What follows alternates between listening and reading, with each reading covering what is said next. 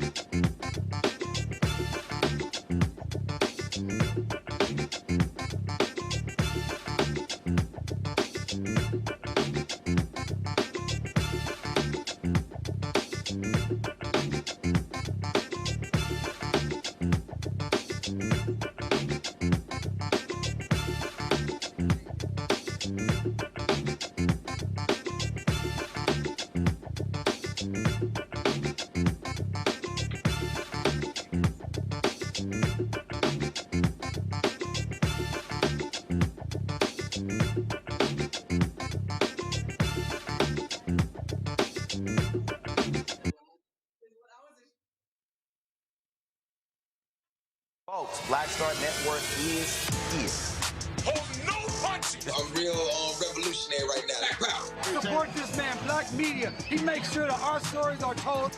Thank you for being the voice of Black America, Roland. Stay black. I love y'all. All momentum we have now, we have to keep this going. The video looks phenomenal. See, this difference between Black Star Network and Black-owned media and something like CNN. You can't be Black-owned media and be scared. It's time to be smart.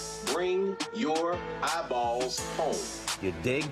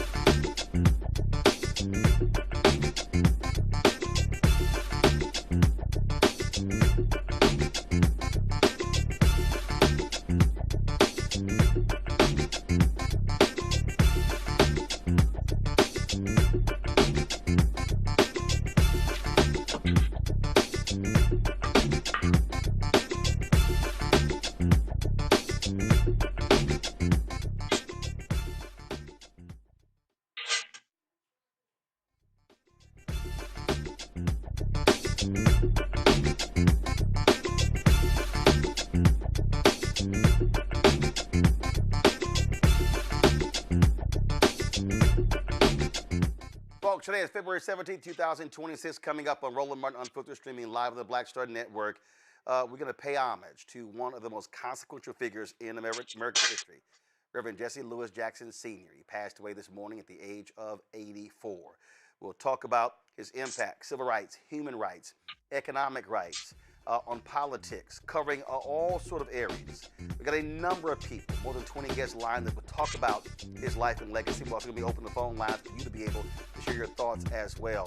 We talk about a towering figure. We talk about literally one of the most important folk in American history, not just Black history.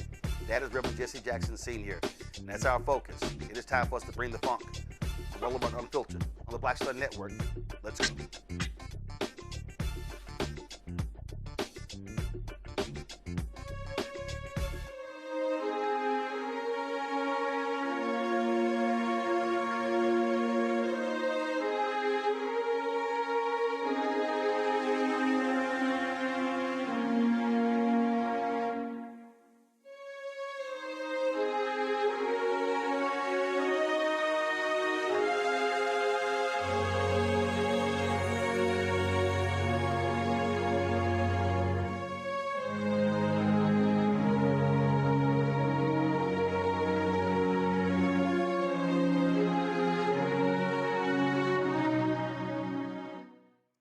Folks, around 4 a.m. This morning, word came out, 4 a.m. Eastern, that Reverend Jesse Jackson Sr. had passed away. In November, many of us went to Chicago to sit at his bedside because doctors were saying that his body was shutting down. But to their surprise, he kept going, got better, was released from the hospital about a week later. But this morning, it all came to an end. A consequential life, someone born in South Carolina, poor, rises to the greatest heights in this country, runs for president twice, leads a civil rights organization, advisor, counselor to numerous presidents, world leaders. That's who this man was. For the next 3 hours, we're going to talk about who he was, what he meant to so many people in this country and in this world. Let's start with Congresswoman Maxine Waters of California. She's known Reverend Jackson for quite some time. Many people might remember the huge stacks concert rally that took place in Los Angeles at the Coliseum there. Congresswoman Waters, it is very difficult to sum up, to put this man's life in words.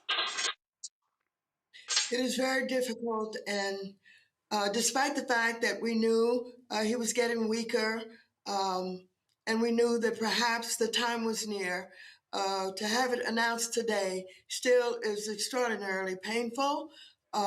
Jesse Jackson was a national figure. He was an international figure.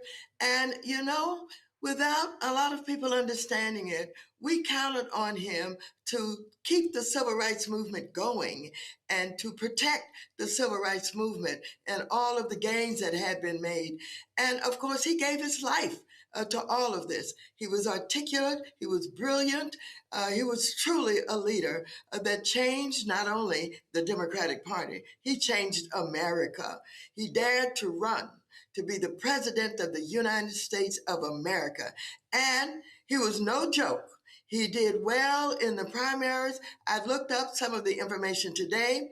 He finished third in 1984 Democratic primary, but with a remarkable strong showing, taking 18% of all primary votes. 1988, he did even better, winning nearly 7 million votes in 11 contests and sweeping the South during the primary season. He won the South Carolina caucuses and the Super Tuesday states of Alabama, Georgia, Louisiana, Mississippi, and Virginia. So he was serious. He was taken serious. For the first time, Black people had somebody that they believed in, truly believed in. They loved and worshiped and honored him so very much. And so his legacy is unmatched. And he was my dear friend. In 1984, I traveled on the road with him for 6 weeks straight. And boy, did I learn a lot. I learned a lot about strategy. I learned a lot about how the presidential campaigns were run. And of course, he inspired me. He motivated me. He taught me. And when I ran for office, I used many of the strategies that I had learned with Jesse Jackson. But it was a wonderful time in my life, as it was a wonderful time in so many lives. We did so many good things together. When the hurricane hit down in Louisiana, we went down there and we got on a bus with Cleo Fields. We picked up people on the street and we took them to sanctuaries and safe places, et cetera, et cetera. It's so much of my life was done in a way that I became who I am today because of Jesse Jackson.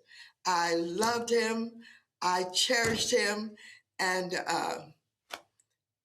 there's no one else like Jesse Jackson. Never, ever have lived, as far as I'm concerned, or who has passed. Jesse Jackson was everything for me and really for this country. Congresswoman Yvette Clarke, chair of the Congressional Black Caucus, Congresswoman from New York City, also joins us. And I don't think there's probably a member of the CBC, probably since its founding to present day, who he could not call at a moment's notice and get them on the phone. And he was known for calling the folk at any time of the night or the day when he felt like talking about public policy, including us journalists. Yeah, absolutely.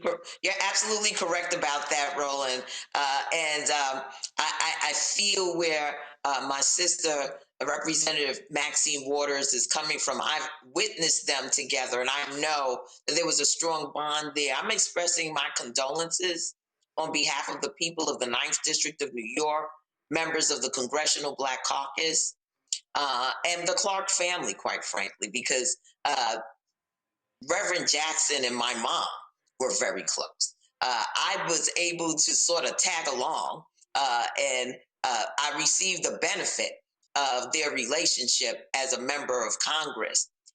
Jesse Jackson was larger than life.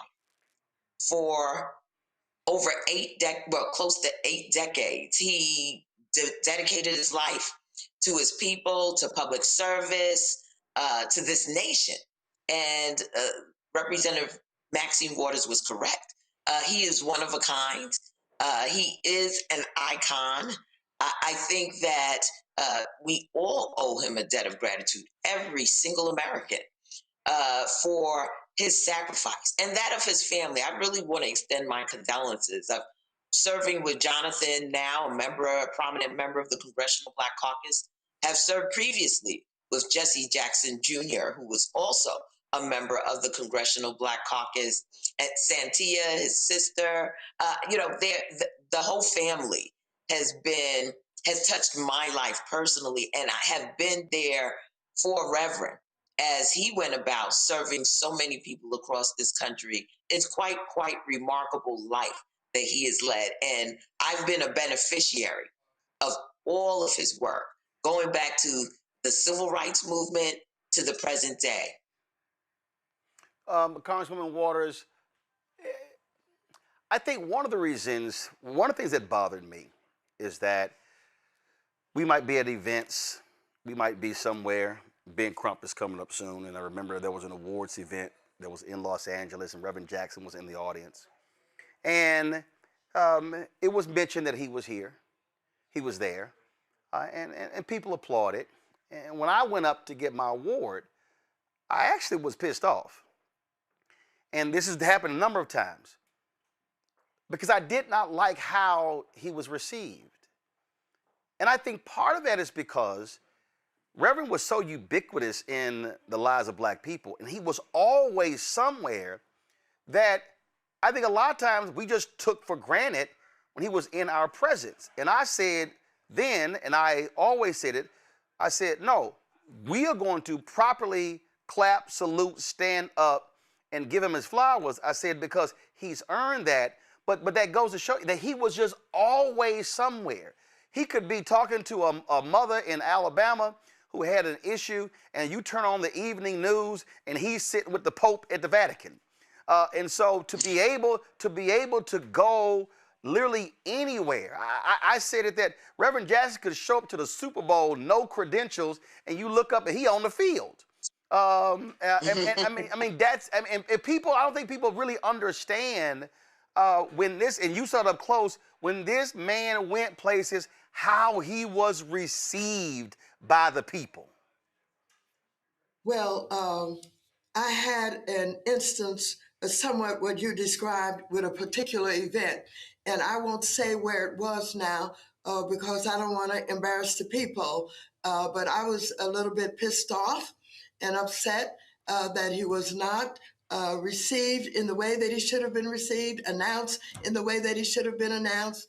However, what was so precious about him was the fact that you kind of alluded to, he could be with the Pope at 1 minute and with, a worker, a laborer, another minute. At one point in time, when I brought him to Los Angeles, we went to the public housing projects, and the young people there were thrilled with him. And they asked him to stay all night. And guess what? He did it. He stayed all night. And when you go to Nickerson Garden housing projects in Los Angeles, they will point to where Jesse Jackson slept, where Jesse Jackson stayed all night. Well, that's unusual for someone running for the presidency of the United States to be in a public housing project and being received that way. But he was a man of the people and for the people. And so, yes, he was honored by, kings and queens and, heads of governments all over the world. And you're right, somehow, because he belonged so much to us, there are many people that think of him as the guy next door, that I know him. He was on my street. He was at my supermarket. He was, and so oftentimes that would happen where there might be a place that he would go and he would be treated just like one of the average people in the audience. I didn't like it. You didn't like it. But we know because we knew him and we knew how he felt being a part of the people and being with the people in a real way, not some phony, I'm your idol, I'm your, one to look up to and all of that. None of that. And so, I mean, I recognize, maybe as you recognize now, that some saw him as the guy next door, the guy down the street, the guy we know already, and somehow they don't have to treat him in such a way. If I can quickly, let me tell you, we were in New York. And of course, the sidewalks and the streets were full. And the Secret Service was trying to keep people on the sidewalk and off the street. But they just filled the street. And one man was so excited, and he was, his body was almost contorted as he tried to jump out there and reach for Jesse Jackson. And the Secret Service pulled out the AK-47 and pointed at him. I said, please don't shoot him. He just loves Jesse Jackson, because they had never seen anything like that before. But I was with him. I saw it. I felt it. I knew what that man was feeling. And so it was an experience that I'll never forget. And many people who saw it will never forget. But that was our Jesse Jackson.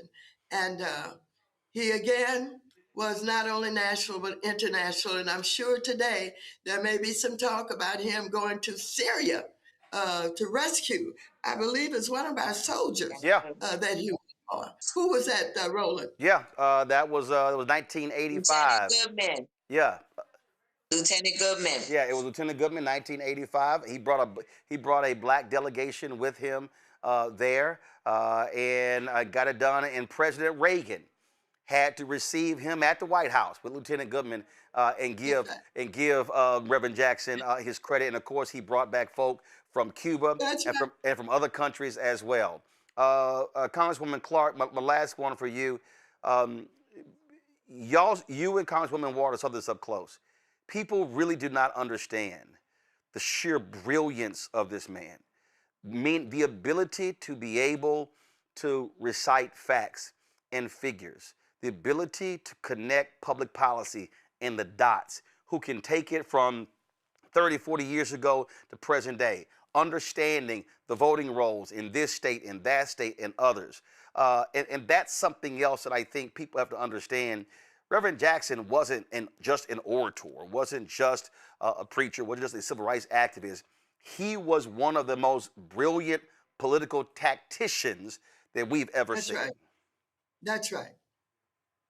Absolutely. Absolutely. He was also a policy man. You know, I think that because he was able to break down his lived experience into a way in which we could all connect. We could all live vicariously through what he was saying, because it connected to the way that we were living our lives. And the dreams and desires. I mean, the whole keep hope alive. It was not just a saying, it was a way of being. And with him are a lot of hopes. And he understood the power of that and did everything that he could to manifest for people that level of political power. Yep. That enables that. That enables that.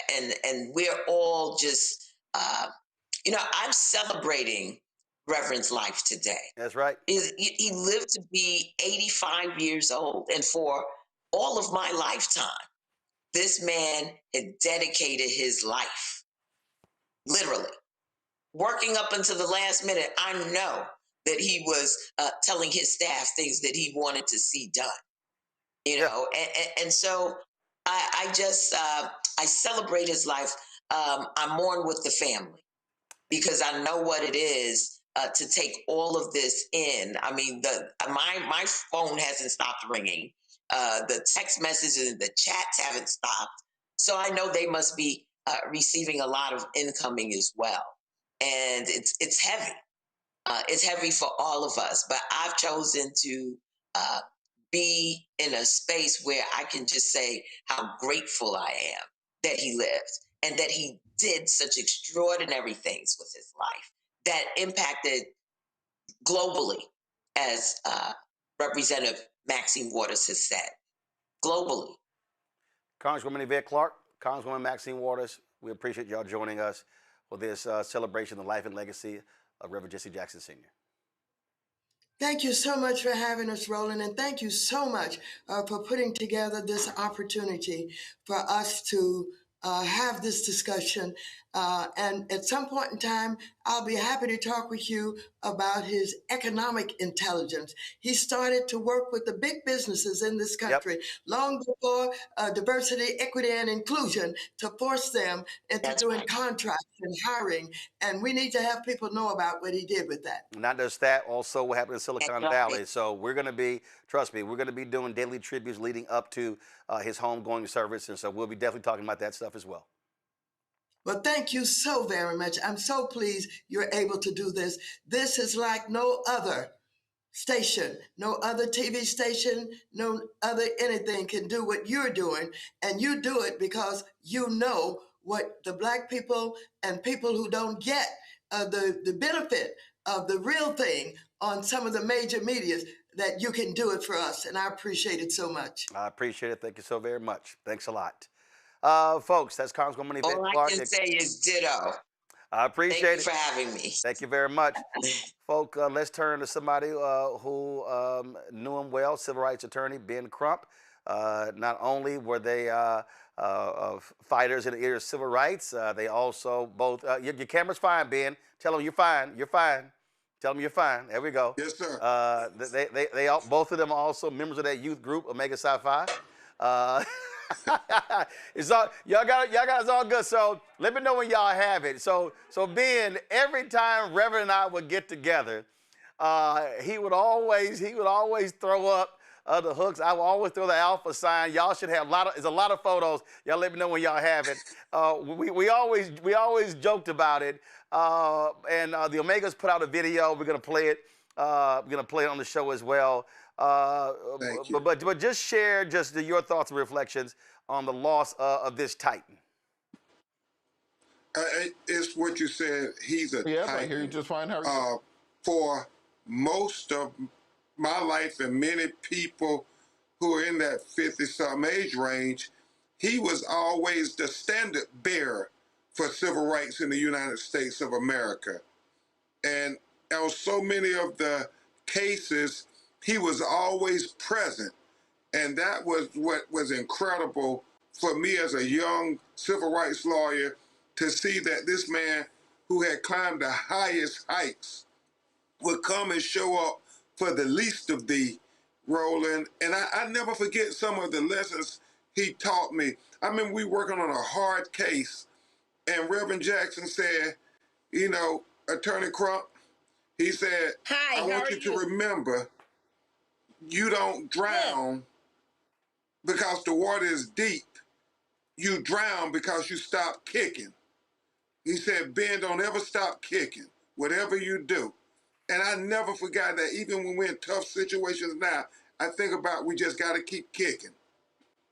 Yeah, absolutely. And when we talk about, when we talk about who he showed up for, there were so many places, Ben, public housing, rural communities, east, west, north, south, it did not matter. You never knew when Reverend Jackson would pop up to bring the cameras with him to put a light on a critical issue impacting not just black folk, but poor folks, working folks. Yeah. He was dealing with way before a bunch of these white politicians. He was in Iowa with farmers. He was with white broke folks and with Willie Nelson in Appalachia in West Virginia. Yeah. And Roland, I just won this Emmy Award for doing this documentary called How to Sue the Klan. And when we're doing the research on these 5 black women that were shot by the Ku Klux Klan in 1982 in Chattanooga, Tennessee, who do we see on the newsreel that came to stand with those black women? It was Reverend Jesse Jackson. I didn't see any other national civil rights leaders or anybody else, but Reverend Jackson came. He always was showing up, and I think that has influenced many of us. I know you always show up, Roland. People like Reverend Al, I mean, Jesse Jackson was that example for us. And I just think about all the wisdom he imparted. Another thing he said, Roland, he said, and making the arguments for diversity, equity, and inclusion, he said the argument they would always put forth against blacks and Hispanic baseball players integrating Major League Baseball before Jackie Robinson broke the color barrier. He said they would say if we let them play, it would bring down the quality of baseball in major leagues. And Reverend Jackson said, we didn't know how good baseball could be until we let everybody play. And he would follow that up. We don't know how good America can be until we get everybody a seat at the table. That was Jesse Jackson, along with Keep Hope Alive and I Am Somebody.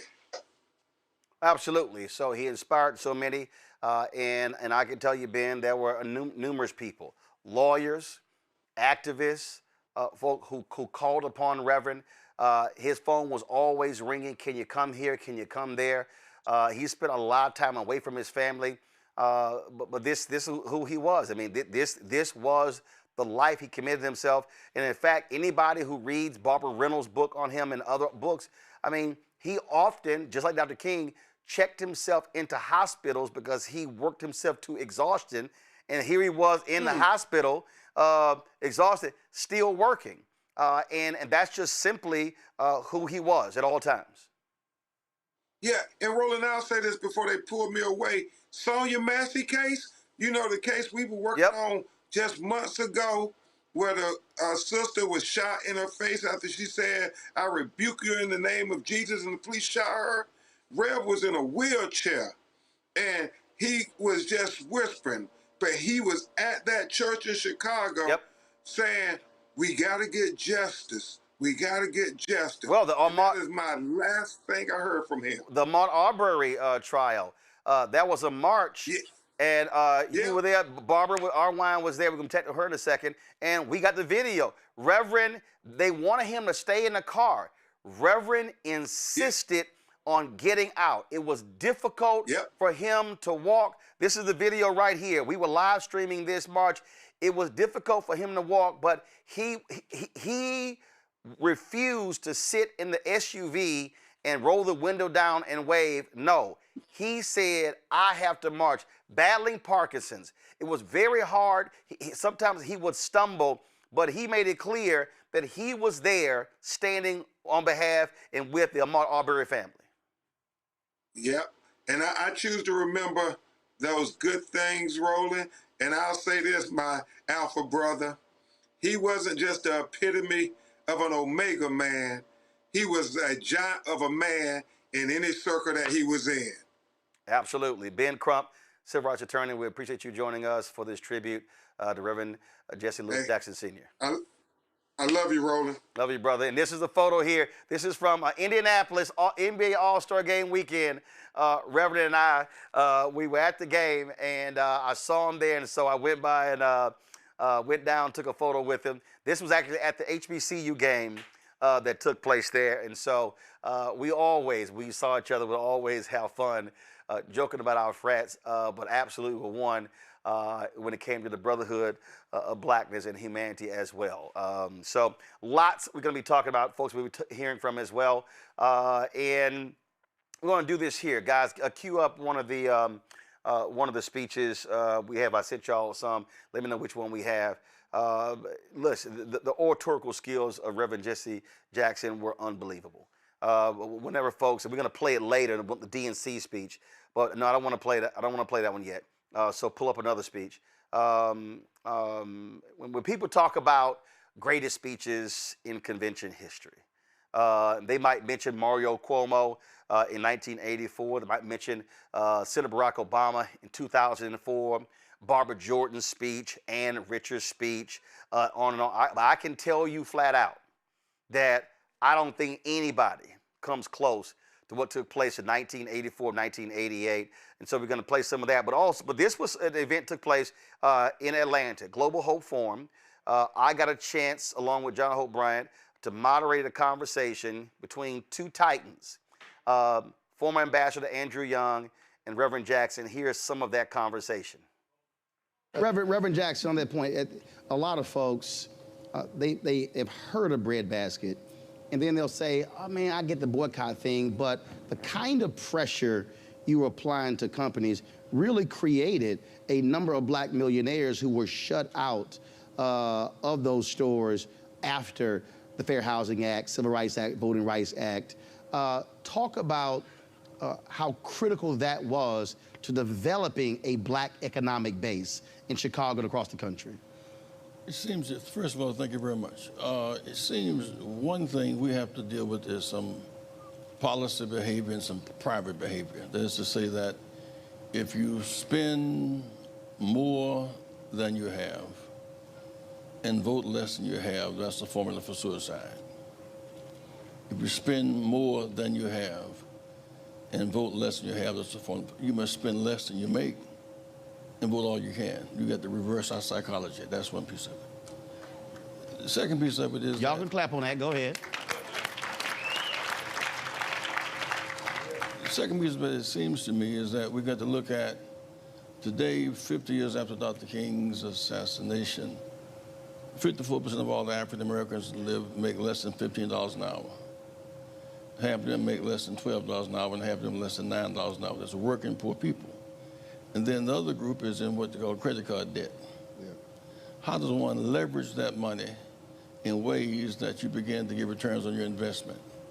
And it seems to me just as we have focused on leveraging our votes to get elected officials, we also can leverage our economy to get the private sector, and that's where the wealth is. Yeah. Roland, we went to, as you know, went to Silicon Valley, and you worked with us on this project. We went to Hewlett-Packard, and they said to us, we cannot share information about EEO1 because it puts us at a competitive disadvantage. So we bought stock in 25 companies. Yep. Give us the right to go to shareholders' meetings, and from that, we raised the point of shareholders. They now have 4 blacks on the boards because the 100 largest cities are majority black and brown. We have economic leverage as we have political leverage. Now, before you did that, Facebook had no African Americans on their board. Ken Chenault is now on their board of directors. Twitter had no black folks. Deborah Lee is now on their board. And that was because of that level of pressure. Jim Bell's on the board of Apple. Yeah, Apple. Jim Bell at Apple. John Thompson's on the board now as chairman of the board of Microsoft because we use our economic leverage. And so just as we have dollars, just we have votes to fight with, we have dollars. In Chicago, in effect, what we did was you had this huge market of people who we couldn't even pick up the garbage. We don't pick up the garbage in a single city in America. Sludge is fudge if you're on the truck. Hold up. And when you say don't pick up the garbage, we worked for the city, you mean who owned the contract? Yeah. I mean, if you got say, an X chain store and they have 6 barrels of waste a day, you pick it up. You can leverage that to get your truck and leverage that to bury it. And so that the ability to pick up our own waste is a multi-billion-dollar industry, for example. We could not get Johnson products on the shelves. We couldn't get Johnson Publishing Company on the shelves. And we said, we want to cut, if you will, a mutually beneficial. You don't do business with us, don't do business with you. We began to leverage that and begin to open. But we went a step further because we couldn't stop at ghettonomics. We have more than our side of town. We demanded that the state treasury begin to put money in black banks. We begin to focus on pension funds. That's our money too. Is that the Wall Street project? But the point is on Wall Street that I would make the case that we have 4 stages to our struggle. I would make fundamentally the 246 years of legal slavery. We had no rights. And when we got free, we never got equal. And for a moment we got equal, the gesture with the Freedmen's Bank, but they withdrew from that. Yeah. The second stage was Jim Crow. 5,000 blacks were lynched between 1880 and 1950. Then the right to vote. Now, beyond slavery and segregation and voting is access to capital, industry, technology, and that's what we're now at the 4th stage of our struggle. Access, that's why they have the CRA guy sitting here. Access to capital, industry, technology, and deal is the time of our season. Well, Robert Patillo was the executive director for the Rainbow Coalition Peachtree Project. He joins us right now. Robert, we were just sharing there, Reverend, talking about the issue of economics. And just like I believe, too many of us really we undervalue what Dr. King did on the issue of economics. Really, in the last 5 years of his life, it was Reverend Jackson picking up that mantle, taking Operation Breadbasket, really driving that issue in a significant way, and continuing that really through the rest of his life, not just when it came to board of directors, but when it came to contracts, when it came to building businesses, investing money in black banks. It was a very much comprehensive economic strategy that he was always focused on. You're absolutely right. And if you want to think about the first things that Donald Trump decided to attack during his second term, he decided to attack the direct legacy of Reverend Jesse L. Jackson. And that cannot be subtracted because we're going to continue to see more and more conservatives coming out and saying how much they loved Reverend Jackson. Donald Trump made a post about it earlier today. And what they're going to start doing is perverting that legacy, making that legacy being used for their own purposes, and try to ignore the fact that everything they're doing right now, you can essentially say that Project 2025 was a blueprint to undo the living legacy of Reverend Jackson. If you want to look at FAA employees and getting black folks into those control towers to be air traffic controllers, that was the work of Reverend Jackson. In addition to working to diversify boards of directors, he was the one pushing through legislation that mandated the federal government to contract with minority corporations, to really put in place the rubric saying that you need to have a diversity, equity, and inclusion officer in your major organization to bring in diverse talent, to not just simply say passively, we're going to stop discriminating, but to actively and affirmatively go out and bring in that talent. Much of the black middle class and upper class that we see today is built off of that legacy directly. We cannot forget that because we're already seeing others swimming around and chomping at the bit. In the same way they decided they're going to adopt Dr. King and then pervert his legacy to be one simply saying that you have to have a colorblind society as opposed to saying that we need to be fighting for racial equality. The same way we're seeing them taking Malcolm X's legacy to say that, well, if you vote for Democrats, you're a chump, taking one point out of context. They're going to start taking Reverend Jackson's legacy out of context. And the people who know have to be the ones carrying that burden forward. Because by the time you get done, they'll be telling the Donald Trump version of Jesse Jackson that he told earlier, just a week after posting imagery of African Americans as being apes, trying to use as a cudgel to simply say that to apologize for their racism. We cannot let that happen. We cannot be the generation to drop the baton. Also found in the Transforming Justice Coalition. Barbara, there was a direct relationship, a direct correlation between the battle for economic rights and law. And so he understood you had to have the lawyers in the room in dealing with these companies so they can understand that dynamic. And again, I really think too often we sort of have this one-dimensional view of what Reverend Jesse Jackson Sr. was doing with Rainbow Push, with Operation Breadbasket, then Push, then Rainbow Push. But it really was a multi-pronged strategy to get at the heart of this capitalistic society to make sure that it benefited black people. Absolutely. And he really had a major vision. I mean, he saw issues in an interdependent, interconnected way that very few people can do it. I mean, he had a multidimensional perspective, and that made him so good on the international and the national stage. But at the same time, he was gifted. As we talked about his oratory, he was gifted in the fact that he could code switch before that word was even understood, that terminology. He could speak to people at the plainest levels, and he could speak at the highest levels. He was just amazing when you think about his scope, when you think about his impact, when you think about his determination, his boldness, his courage. I mean, he was such a giant in so many ways, and there's very few, just very few, who can match him. He was a major leader, and he is irreplaceable in some respects. But at the same time, I think the most important part of his legacy is what we do with it. You know, do we just sit back, read, and listen to speeches, or do we get out there and do it? You know, I'm so happy that people are right now on the ground in Houston, Texas, getting out that vote, because anybody who knows him, the one thing that hurt him to his heart was an unregistered Black voter who was eligible to vote and did not seek to register. And the second thing that hurt him was the voters who were registered but did not turn out to vote. Those were to him almost the sins that really drove his, his nightmares. And I'm just glad that right now, as early voting has started in Texas, as you know, that not only is the Transformative Justice Coalition there, Black Voters Matters is there, SEIU, Legal Women Voters, so many groups are there doing that work. That's what he wanted. That's how we recognize him. And it's not just, the actions, but we also need to emulate his values, his broad love of humanity. I mean, he did not have a people that he did not love. He loved youth. He loved to make sure that women were, given equality. There was just so much about his vision that we need to really lift up in a more detailed, conference and then action work.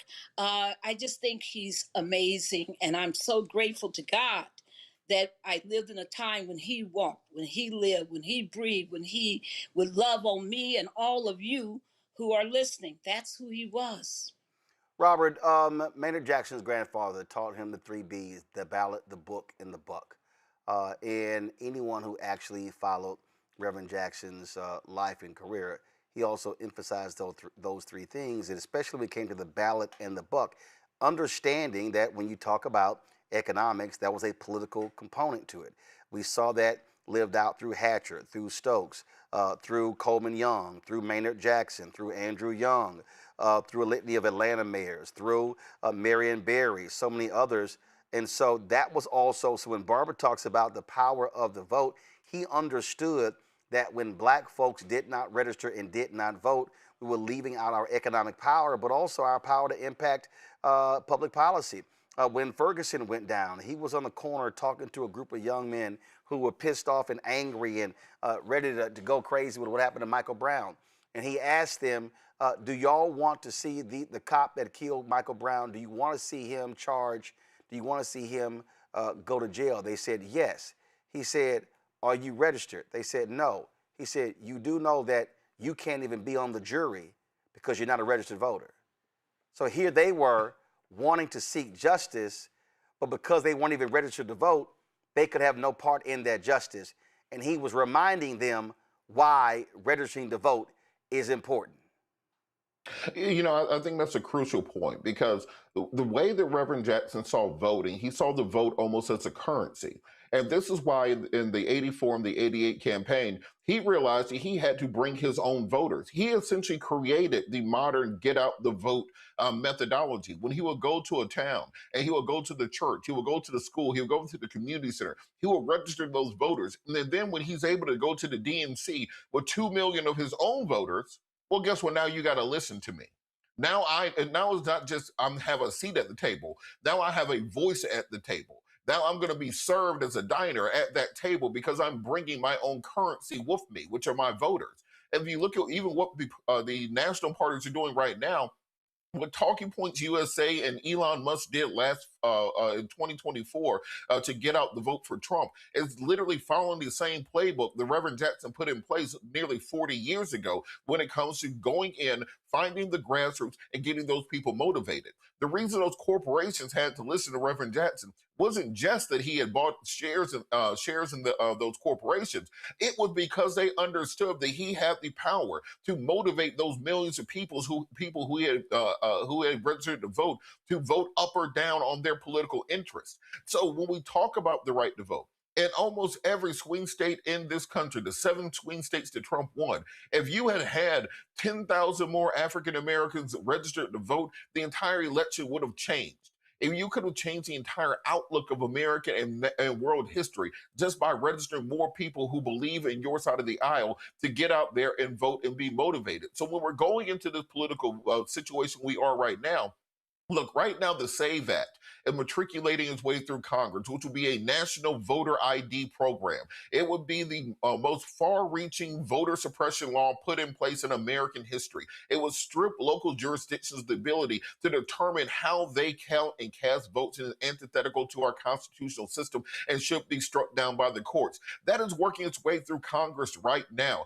And anyone who says they support Reverend Jackson and they believe in him cannot support that form of legislation. It has to be rule number one that we stop that from passing, because that's how they plan to steal the 2026 election. If you're looking at what's going to happen to us going forward, if we allow these Trump cuts to diversity, equity, and inclusion programs, these cuts to Black workers in the federal government, these cuts to programs that have minority contracting, if we allow that to happen, then we're going to be put back in a position worse than we were in 1964, because it'll take us another century to claw out of that. So when you want to honor the legacy of Reverend Jackson, in lieu of flowers, vote. In lieu of thoughts and prayers, vote. In lieu of Facebook posts about this, register some other people to get out there and vote.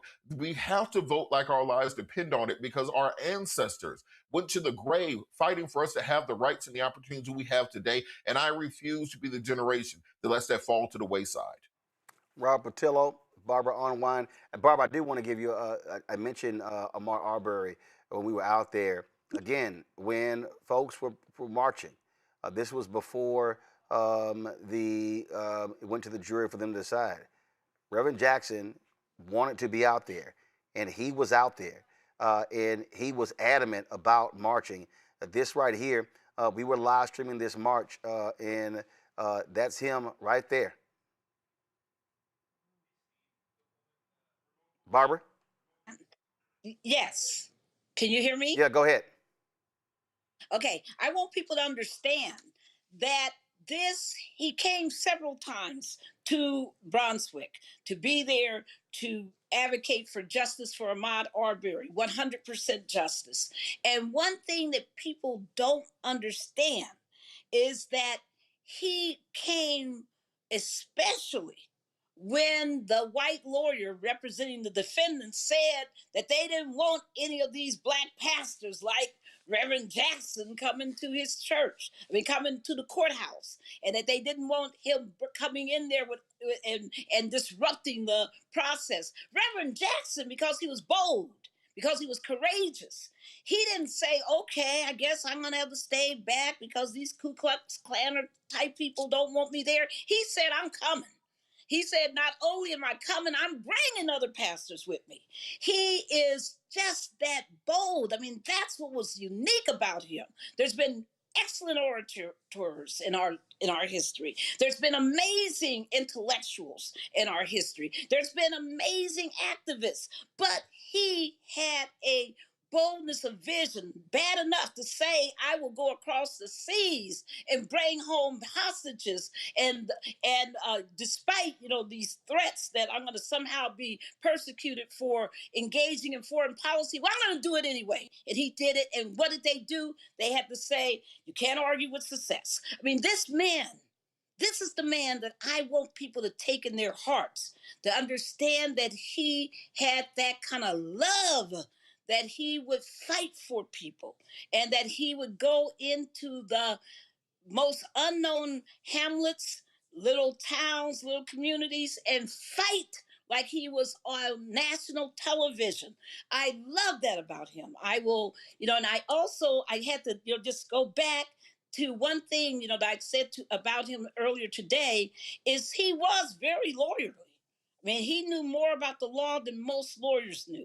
And because he understood not only the fine-tuned specifics of the law, he also knew the spirit of the law, and he knew how to blend those. It's no accident that Malcolm X said he would have been a lawyer. It's no accident that Reverend Jackson, took that religious, spiritual foundation and blended it with his intellectual foundation, blended it with his organizing foundation, and blended it with his legal understanding. And he absolutely, when he needed doctors, he got the doctors. When he needed accountants, he got the accountants. When he needed people in those boardrooms, he got them in the boardrooms. Don't forget, everybody, that he also got a whole lot of powerful Black folks into cabinets, presidential cabinets. When you think about Alexis Herman and so many others, don't just forget that he seeded the entire structure of our political machinations in this country. I just want everyone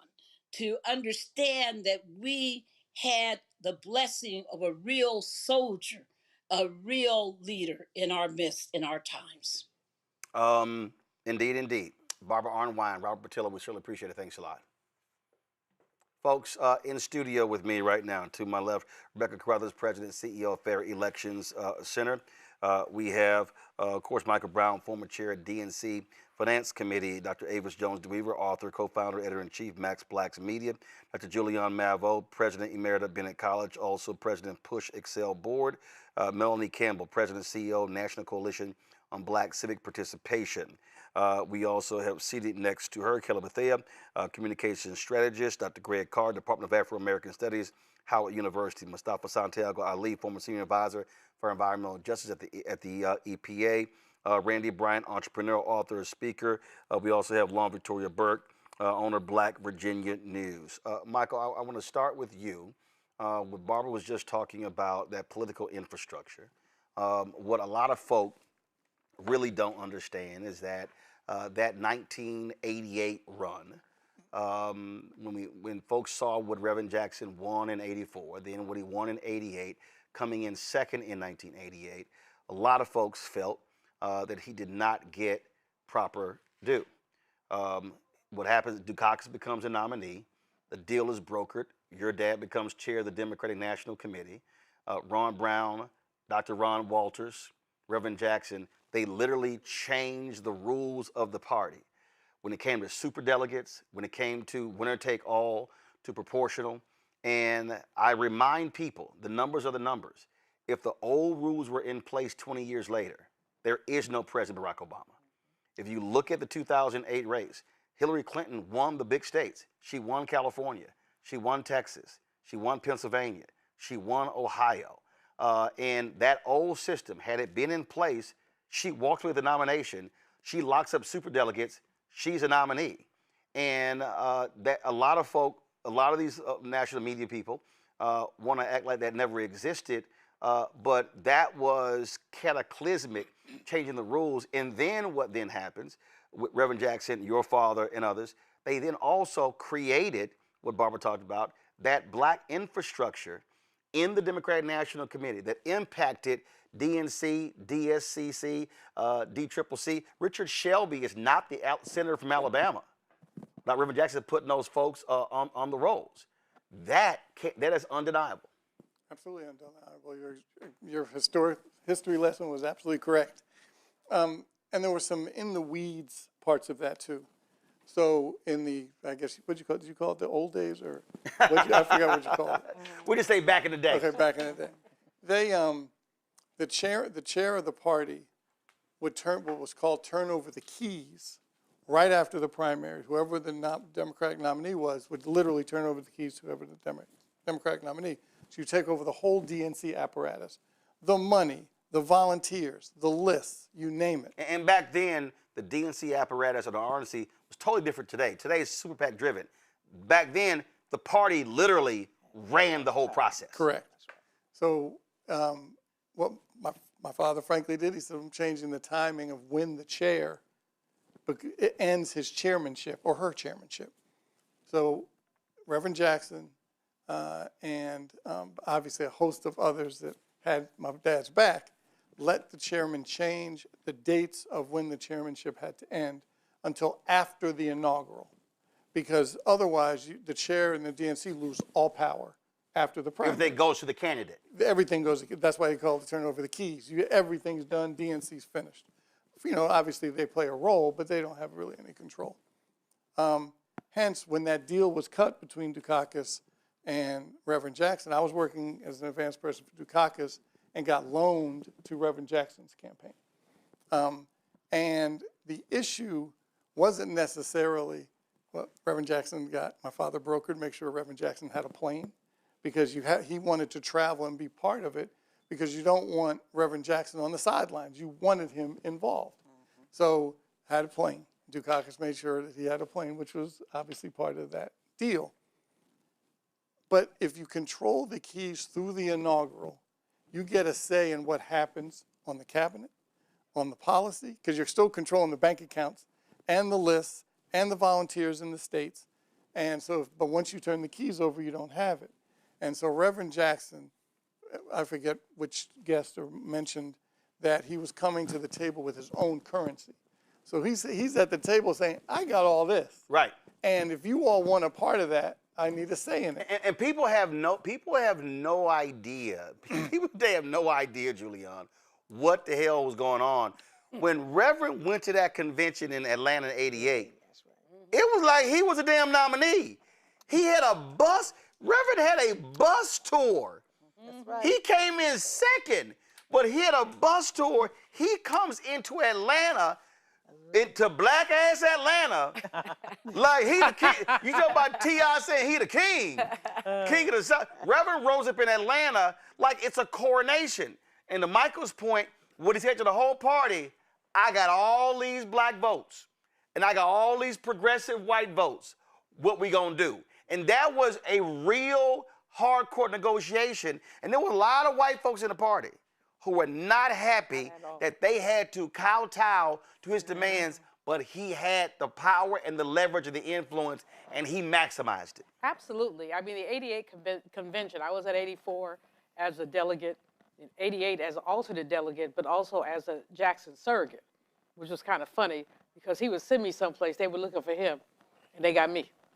And you can see their faces like, what is this? But he came in there bad and bold. As Arnwine said, the thing about Reverend Jackson is he was always bad and bold. And when I think about the economic underpinnings of his work, the fact is that he could go from the most micro to the most macro. In other words, my sister and he were very close.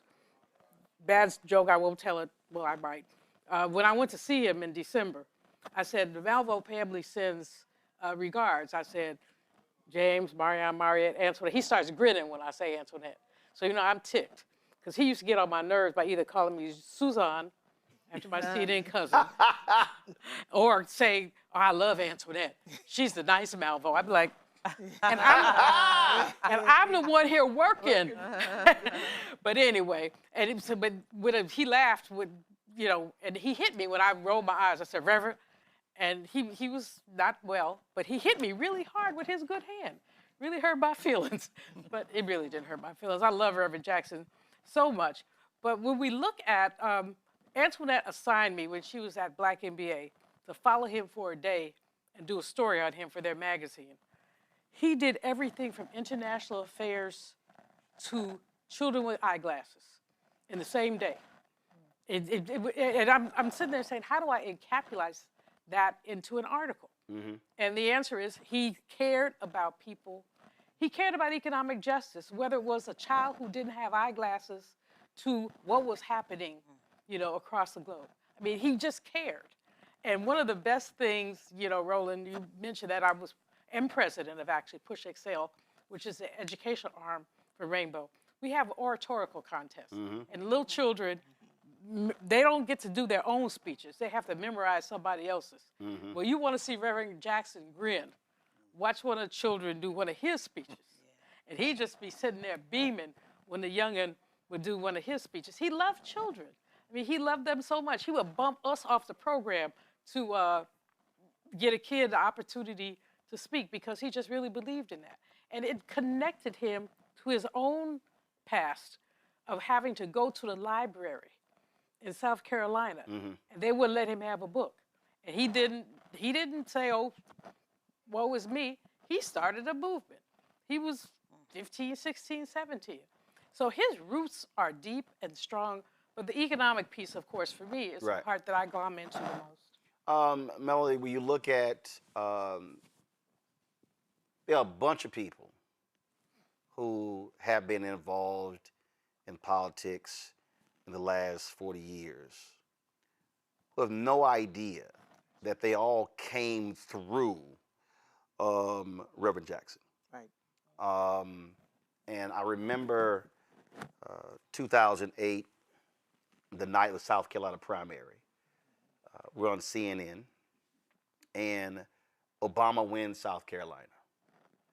Bill Bennett, former education secretary, which I'm about to tell you clearly knows he didn't know shit about education, Hello. says on CNN, Reverend Jackson winning South Carolina was Black history. Obama winning South Carolina is American history. And I remember I sat, and he was by satellite, so he wasn't in studio. Damn, Mike, you set up, look at you. So I was mic'd up, and I was like, turn my microphone on. I was like, turn my microphone on. And so the floor director, he goes, hey guys, Roland said turn his microphone on. So they come to me, and I said, I can't let you sit here and say what you just said. And so I talked about the 2 million votes. I talked about the folk who ran. People don't realize 84 and 88 was a litany of black people. North Carolina, South Carolina, Arkansas, Tennessee, Mississippi, Alabama, Florida, Texas, all throughout the South, who had never run for office, who became city council members, county commissioners, who became sheriffs, who became judges, state reps, state senators, all across the South. So I recite this. So then he decides to respond. I was like, turn my microphone back on. And I said, no. So then I mentioned Richard Shelby, elected United States Senator from Alabama, Democrat, because of those 2 million votes. I said, Don Brazile ain't campaign manager for Al Gore. I said in 2000, without working for Reverend Jackson's campaign. And then I said, Bill, I said, there's a little short white dude who we had never heard of. I said, named Paul Wellstone, who became United States Senator of Minnesota, and was Reverend Jackson's state director. That's right. I said, don't you dare limit that to Black history. I said, it's American history. He didn't respond after that.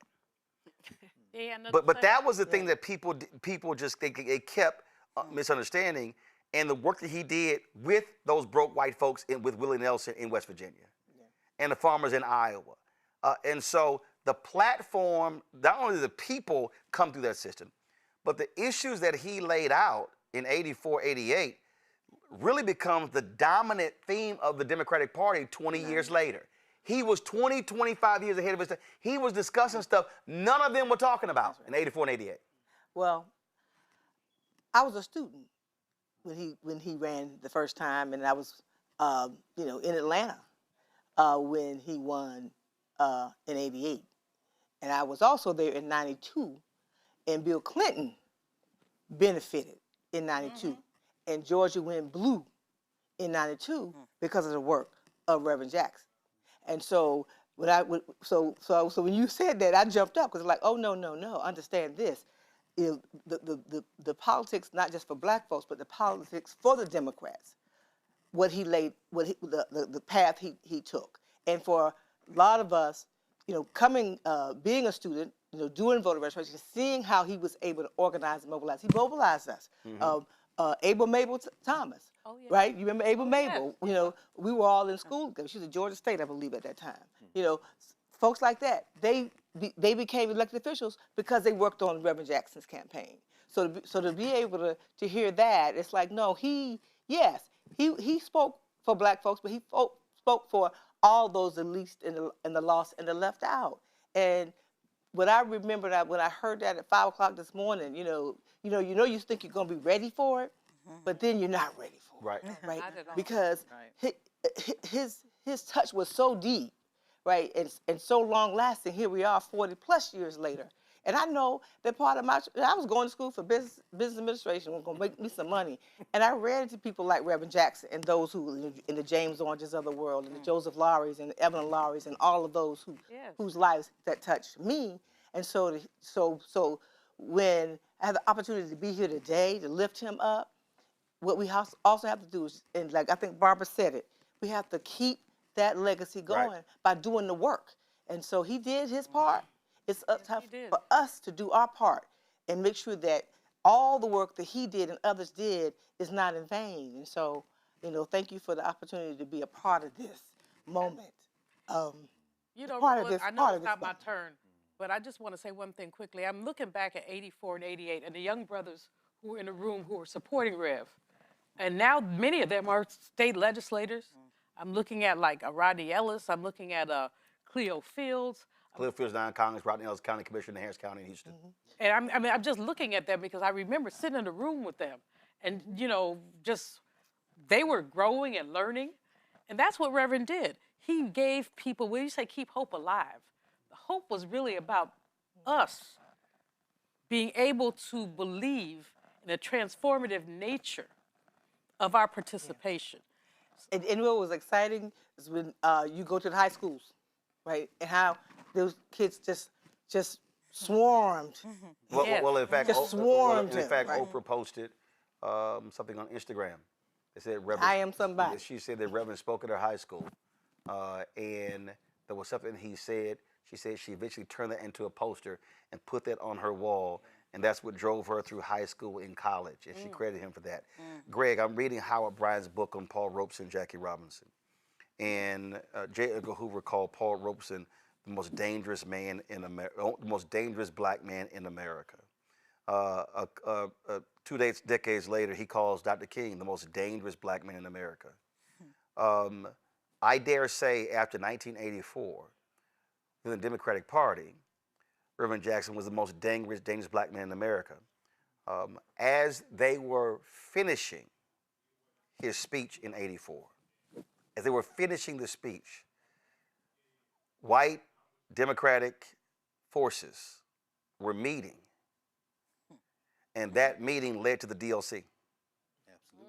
Absolutely. They saw what was coming. Sure. And they were meeting in San Francisco, and Reverend Jackson they felt was the greatest threat to the future of the Democratic Party because of his run in '84. And the DLC then gets started. Now, Bill Clinton ends up being the DLC candidate in '92. Dukakis loses first of all, Mondale loses in '84. Dukakis loses in '88. '92, Clinton runs, but Clinton does not win. He might have been the DLC candidate, Democrat Leadership Council, which was this center right, whatever you want to call it. White national. They wanted to get away from social issues like that. But they were scared to death of the policies that Reverend Jackson was advocating. No question. I mean, the Jackson campaign, like you say, Melanie, I was a freshman at Tennessee State. Got involved in politics because of that campaign in '84. We went to see Jesse. He came to Vanderbilt. We went over there, and he said, if the other candidates had my budget, they could not compete. If I had their budget, they could not compete. And everybody just starts hearing like, it's clear. But that's only 20 years after Fannie Lou Hamer took a jackhammer to the party in Atlantic City. Yep. '84 is only 12 years after Gary, where the threat of an independent black political party is so problematic. You got Coleman Young in there, the Michigan delegation threatening to walk out, and Amiri Baraka, stone cold black nationalists like Michigan. I got to come back. Queen Mother Moore talking about reparations. Who's at the podium? Jesse Louis Jackson with their dashiki and that afro as Coretta Scott King and Betty Shabazz sit on stage. That was the moment. Them white boys knew that they got to stop this. Democrats and Republicans are just delivery systems for our interests. Right. Like you said, Mike, I mean, the currency, what did Jesse say? He said voters are the currency in public affairs and consumers are the currency in private affairs. And he understood that nexus, as you say, sitting at the knee of King and then breadbasket and then, coming with push. But as you said, they were plotting on that since the 60s. We can't allow that to happen. Ms. Hamer and what Snick and what Ella Baker and all them did in that stand in '64 cracked the door a little bit. But in '84, never forget, we all watched it. You seeing Coretta Scott King sitting there in that hall, Rosa Parks sitting in that hall. Jesse Jackson is an avatar for 2-3 generations of the people that killed apartheid in this country. And now they're within a hair's breadth of capturing one of the two parties to make this thing go straight. You mentioned Paul Wellstone. Bernie Sanders was doing it in Vermont. Right. Bernie Sanders came out of the Rainbow Coalition. And the Rainbow Coalition itself wasn't political. That's Fred Hampton. That's the hillbillies on the north side of Chicago. And the Young Lords Party is founded in Chicago. That's the Rainbow Coalition. Jackson even takes that energy. So like you said, '84 what was it? Harold Washington ran for mayor in Right. '83. So That's when Jackson runs for mayor. So Lou Palmer and others, Yes. they were like, it's time for a black mayor in Chicago. That's right. Then Congressman Harold Washington says, all right, y'all got to register X Yeah, number you of get people, my voters and I'll run. raise this much money. That's right. And was one more, then I'll run. He said, ain't none of that's going to happen. They came back, registered the number of people, raised the amount of money. He was like, damn, I told them I was going to run. If they did it, damn it, I got to run. Conrad World used So to he tell that story. runs. That's right. So he runs. Because also in Chicago, you had not only did you had those forces, you also had your Black Power movement. Yes. Yes. You had that going, That's Nation right. of Islam and Farrakhan. That's right. Then you had Dr. Conrad World. All of that all happened at the same time. So Washington runs, but now there's a problem. Because Reverend Jackson scared the hell out of white people. So they were scared that Reverend was going to tank Harold Washington's race. So they said, we got to get Reverend out the city. So they would tell Reverend, we just need you out of Chicago. So, like, folk have no. This is the origin story of the Jackson campaign of '84. Right. Keep going. So it was run, Harold, run. That's right. Yes. So while it's run, Harold, run, they sending Reverend all around damn country. Them came, well, shit, run, Jesse, run. Right. But remember, Kennedy, Senator Kennedy, and what's the other one? Jimmy Carter's vice president, Mondale. Interfere in the Chicago election. One endorses Daley the Younger, the other one endorses Jane Byrne, and it pisses the black people off because it's like, wait a minute, we about to have a black mayor, and y'all need to stay out of the. Jesse and them put together a telegram with like 100 names, Coretta Scott King and all them, and like you said, Jesse then leaves the city registering voters because he said, I approached Andrew Young, will you run? He said, no, I approached Maynard Jackson. Will you run for? We need somebody to run at the national level because these white liberals in the Democratic Party are so imperious. They like, F you black people in Chicago. And then, like you said, that's the origin story. Jesse, I never wanted to run for president. I'm just like, y'all need to stay the hell out of our business. We need somebody on that level. Maynard Jackson said, I'm not running. Andrew Young said, I'm not running. People understand, Jesse Jackson was a servant. And he doesn't run, and so Washington wins in '83. Yes. He announces the run in '84. Yes. We breaking all laws. They were raising money in churches. Because they activists, they're not politicians. They were raising money at churches, passing the basket around. That's right. They were like, there are FEC rules to this. They didn't know who the hell was giving money. Fuck your election commission. That's only FEC. They didn't give it, and they were kind of like, all right, we'll figure it out. Yeah, no question. Like, we'll figure it out later. So people, Rebecca, really, who obviously the folks who are not live then or who haven't even read, understand, you had this massive movement in Chicago that now goes national. That's right. And black folk are hyped. I mean, there is church to church to church. Like Melanie said, we was fired. We wanted to kill. Jam-packed. And this thing is building and building. And the thing that was crazy is the black, I say, for lack of a better phrase, the black elites were not endorsing him. That's right. So you had, all of them were like, hey, listen, Mondale, Reverend was like, fine. But the people were with him, and the energy was insane.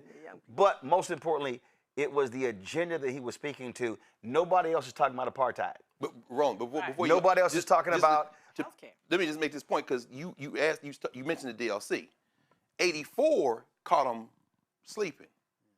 88, and we remember this because we was all headed to, I was in law school, we were headed to Atlanta to destroy the Democratic Party. Like you said, Jackson is coming there, and when he gave up all the delegates, we didn't understand the math, but your pop did. But we were discerning because we got it. We got it. 88 was still like how they felt in 64. It's no question. Except we gonna take this. But here, what you raised though, Roland, is so very important. They decided at that point we would rather commit political suicide in this country than let these black people and these poor whites and these migrant workers and these coal miners capture one of the two parties. Remember, he had won Michigan. Yep, he's going to Illinois. That's in the books. Paul Simon drops out. These MFs, Biden, Clinton, they convinced Paul Simon to re-enter the race because he's the senator in Illinois to stop Jesse Jackson from winning Illinois. And as soon as it's over and Jackson doesn't win Illinois, Simon drops out of the race again. These white people destroyed the Democratic Party in 1988. You understand? And we're still dealing with the fallout of these damn soft white nationalists. Rebecca, the reason all this we're laying out is so critically important is because folk have to understand how you got to present day. Yes. And all of this from 84 forward is how we got here. That's right. So Reverend Jesse Jackson is who people think Bernie Sanders is. Thank you. When we think, and I'm going to walk through this. Yeah, I want to hear Now that. we know who Bernie is, but when you think of the credibility of Bernie, he's a populist. He's about economic justice. He's about racial justice. He's about bringing various classes together. Bernie gets that reputation, but the person that actually did those things was Reverend Jackson. When you talk about healthcare, universal healthcare, when you talk about some of his policies, especially around the AIDS epidemic in '88, and actually speaking about that, and calling that out on the floor. When you talk about the economic policies that he espoused, when you talk about having those cross coalitions where you have poor white people, you have Black elites who weren't quite there, but you had working class Black folks. People give that to Bernie Sanders when Bernie Sanders hasn't done anything to deserve that. That's why I say Jesse Jackson Wasn't he Jackson's Rainbow Coalition campaign? Yeah, he was working on the campaign. Right. Right. So I don't think he would ever deny that. Bernie has done not a damn thing, excuse my language, for racial economic justice. So when you say, I just have to push back on you on that, because Bernie, please, this is your classic white boy. No, she's saying the same thing. She said Bernie didn't do the work. Right. Bernie, but she first said. Okay. But my point is, she's saying, y'all agree, Bernie didn't do the work. Right. So what I'm saying is, so I'm an elder millennial. So for those who didn't experience Jesse in the way many in this room experienced Jesse, right, we're told that Bernie is those things. That's right. But it's Jesse who are those things. That's true. And so I'm speaking to that millennial and that Gen Z audience because they heard all these things about Bernie Sanders. And what I'm saying is, who you think Bernie Sanders is actually who Jesse Jackson was. Yeah. Absolutely. And so that's the statement that I want to say. And that's who Paul Wellstone was before he died in a plane crash. For sure. For sure. And so that's what I think is important as we're talking about the policies. We could get into the machinations of the politics, especially in the inter-party politics. But I just want to be clear on the types of policies that he promoted. Hold on. Wait. Hold up. I'm coming to everybody. I got you. But I do want to, because he's been holding since 6:30. Michael Neighbors is the president of the Evanston, North Shore, Illinois branch of NAACP. Cliff Albright, co-founder of Black Voters Matter. Michael, you're there. For folk who don't understand, obviously we're speaking from a national perspective. I lived in Chicago 6 years, but we're talking about a monumental figure. If you talk about Chicago politics in the last 50 years, it's the two dailies, and it's Reverend Jesse Jackson Sr. No question about it. And thank you for having me. But I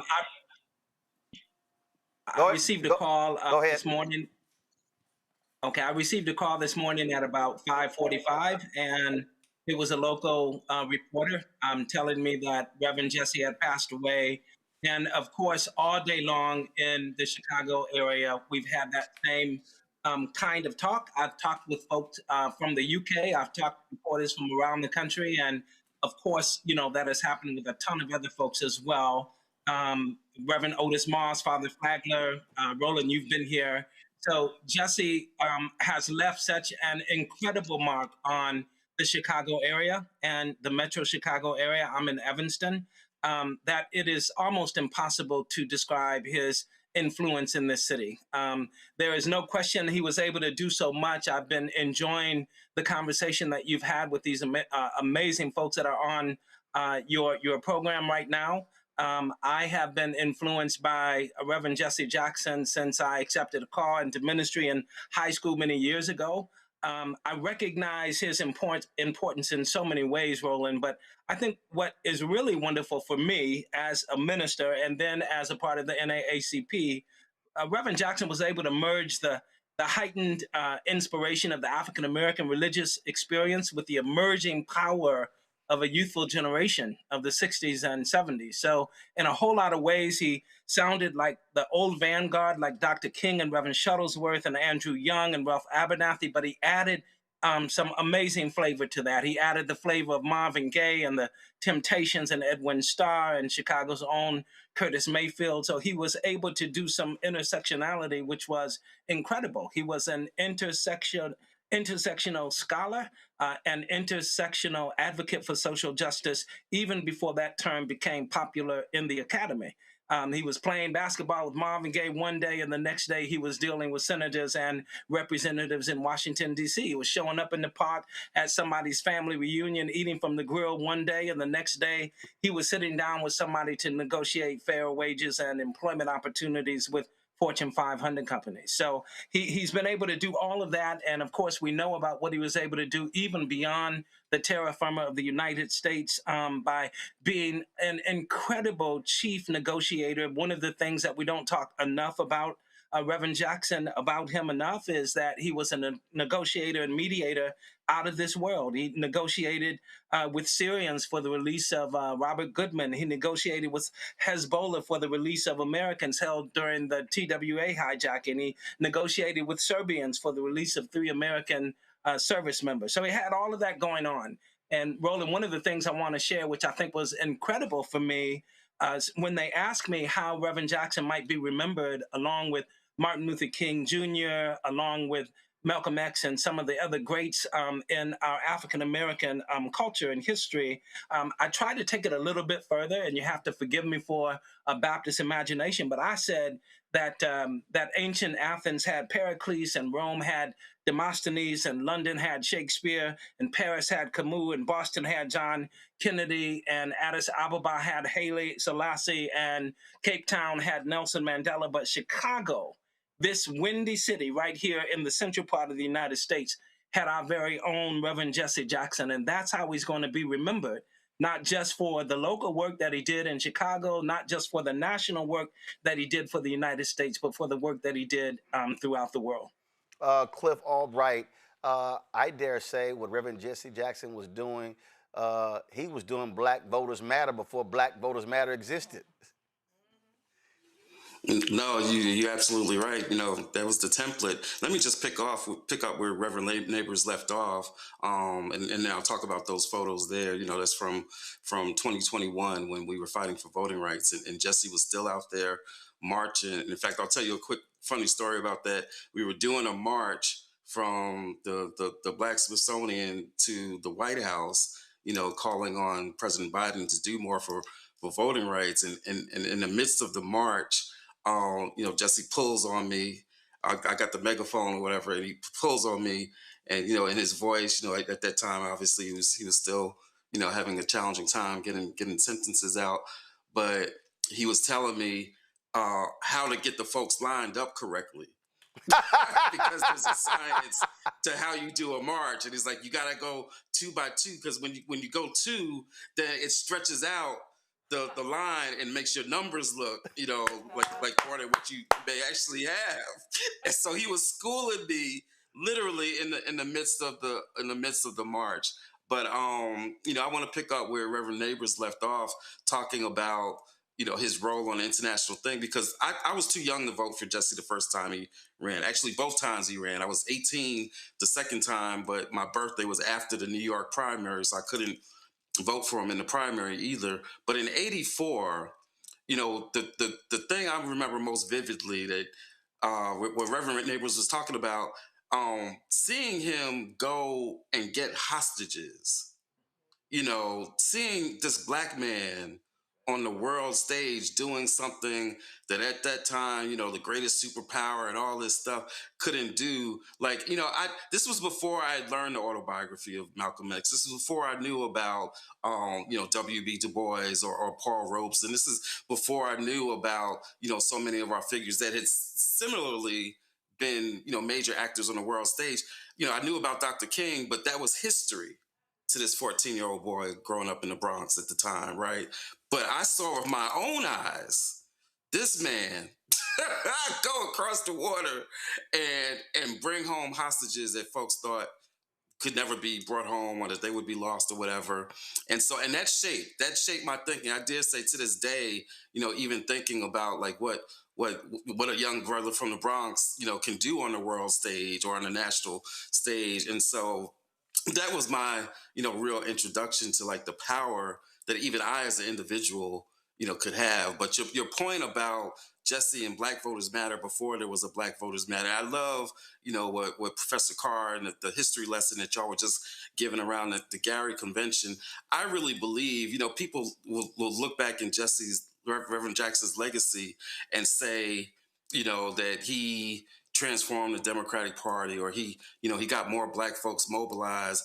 I think before all is said and done, that when the day comes when we have true independent political power, right? When we finally break this two-party system, that that some of the origins of that will go back to Jesse's run in '84, which, as Dr. Carr raised, is in turn an outgrowth of the Gary Convention, which was one of the major planks was about Black independent political power. Jesse said it in Gary, right? About we not beholden to Democrats or Republicans. The natural course of saying that Black voters matter and mobilizing millions of Black voters to engage in this process, the natural course of that is that we have independent power, right?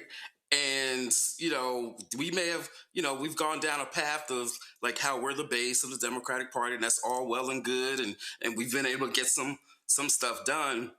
But I think that what time will tell is that the real origins, or at least one of the early stages, if not the origins, of the future independent power, electoral power, political power that Black folks will have when this two-party system ceases to exist, I think that we'll be able to trace the origins, or again, at least the early stages of that, to Jesse's runs. Indeed, indeed. Michael and Cliff, gentlemen, I'll ask you this, Michael, before we go. You talked about the religious piece. First of all, Reverend didn't get his papers till about 30 years later.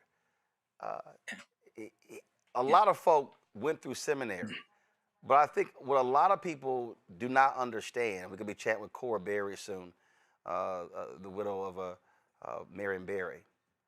A lot of those folk, they left HBCUs. They left those places where they were trying to get their degrees to commit to the Black freedom movement. Reverend earned his reverend status in the fields, not in the seminary. And there are a lot of folk who have the paperwork, but they don't have the work. Yeah.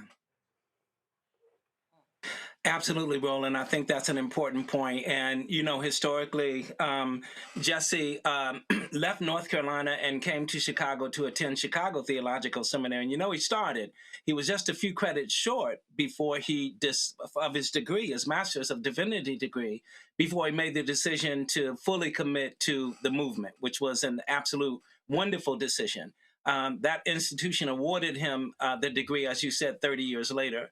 But the real important point is that the work that he did was more valuable than anything that he would have learned in the classroom.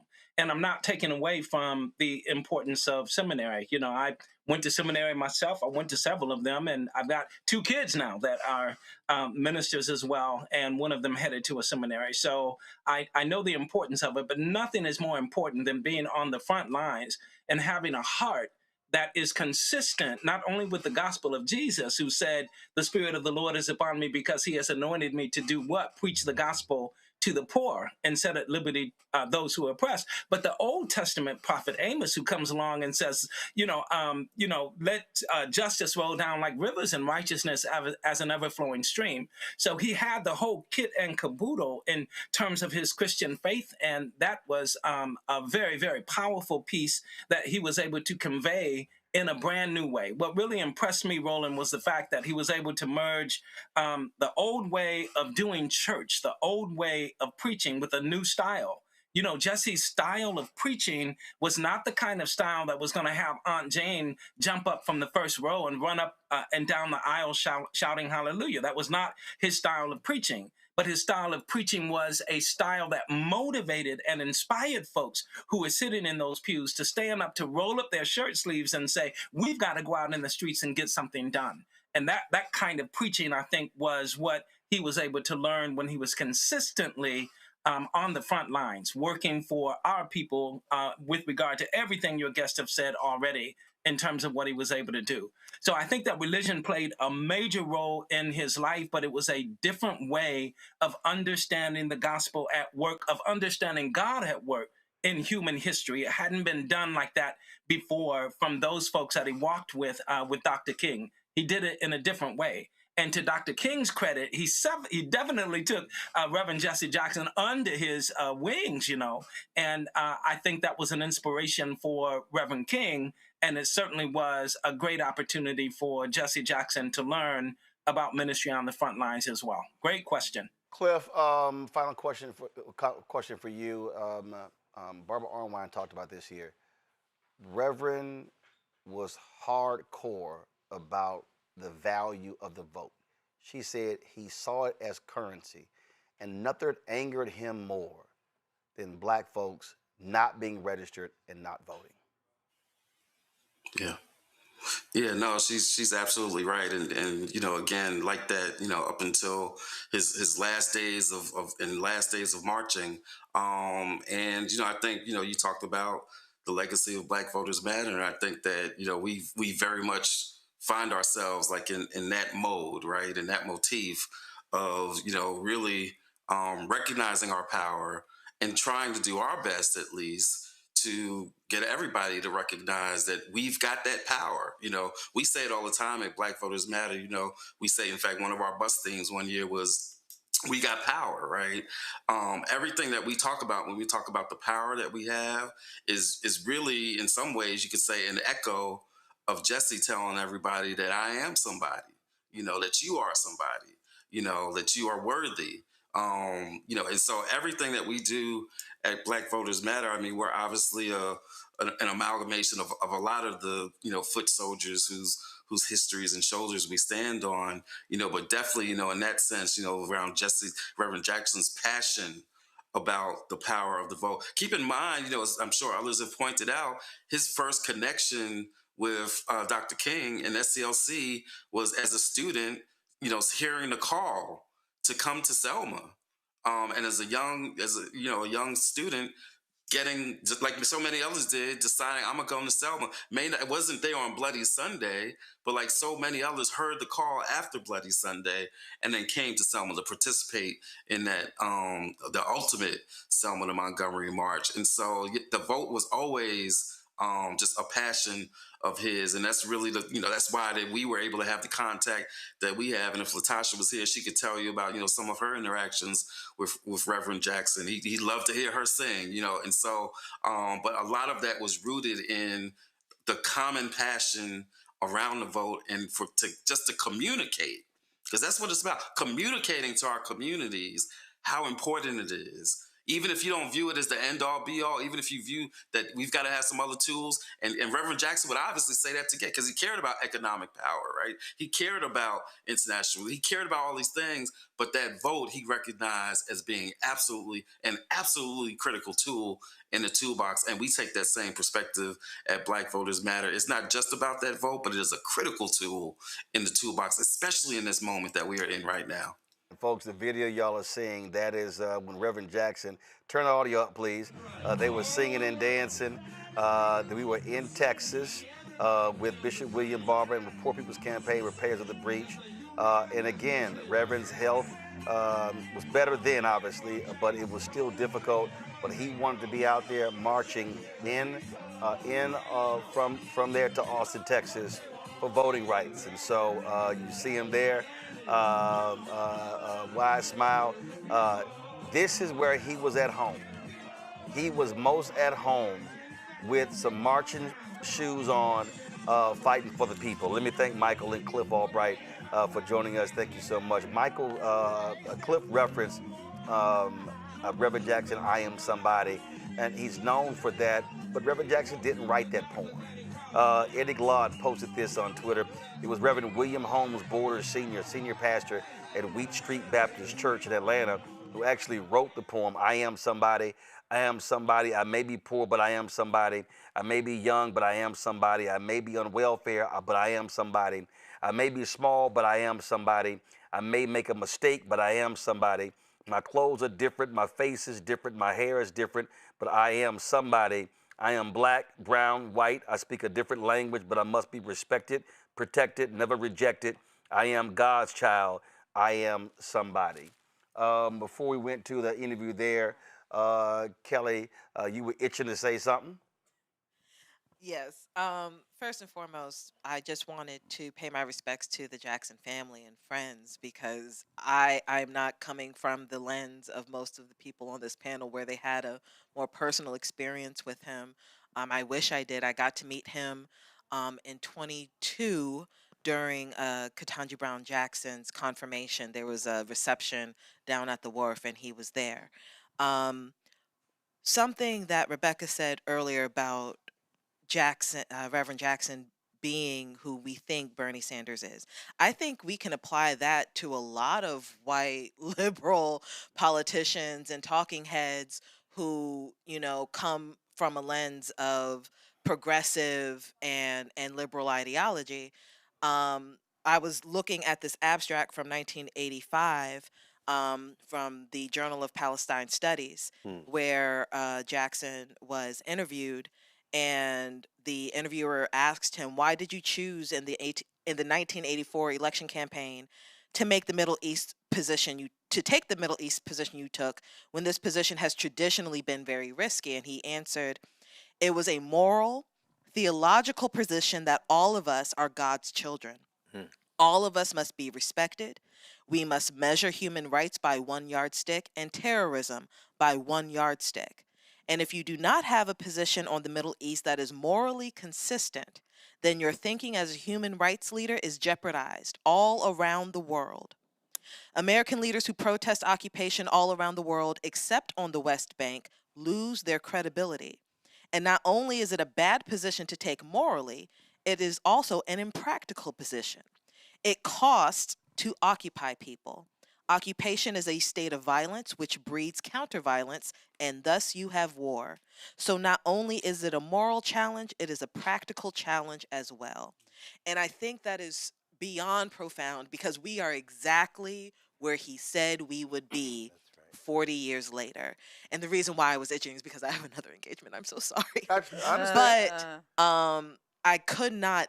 I had to be here to say that blurb. I had to be here to pay my respects and to just show just how forward thinking this man was, just how revolutionary this man was. And someone mentioned how he was basically a lawyer. As a lawyer, I personally believe that a reverend is the most lawyerly person beside a lawyer that you can get, especially in the Black community, because reverends historically represented the people. They advocated on behalf of the people, not just politically but spiritually. They are the intercessor. They are the advocate for God, and Reverend Jackson was that globally for all people. So may he rest in peace. I know I could go on, but just may he rest in peace. And I just had to get that off my chest because everybody's talking about Middle East conflict, and no one wants to talk about the Black aspect of it and how Black Americans have pushed these initiatives forward and have been behind Palestinians and been behind, the right side of history. I mean, not just Spike at this Lee is point. catching hell because he wore to the NBA All-Star game. Right. And people acting a fool. It wasn't new. Like none of it is new, and I think Reverend Jackson's legacy will be that none of this is new. Well, in fact, when he went to Syria, Mr. Farrakhan was a part of the delegation, and the Syrians were absolutely shocked with the perfect Arabic that Minister Farrakhan spoke. So, and Reverend Jackson brought a group of Black religious leaders with him, and so again, getting Goodman out, the white folks couldn't do it. The White House couldn't do it. But it was this Black religious delegation that was able to do it because they also understood the pain and suffering that black folks experience in the United States. Syria or Right. Palestine. It was Cuba. Venezuela. It was Venezuela. Cuba, yeah. It was South Africa. I think he also, was it Yugoslavia? There were some prisoners. He got them as well. I mean, and trust me, if you were white and you were hostage, you were happy to see Rev show up. Kelly, one of the things You know you were going home. really important. One of the things that Kelly said that's really important to put Reverend in context, you talked about the moral imperative, but there's also an economic imperative here. Yes. What is this war in the Middle East costing us?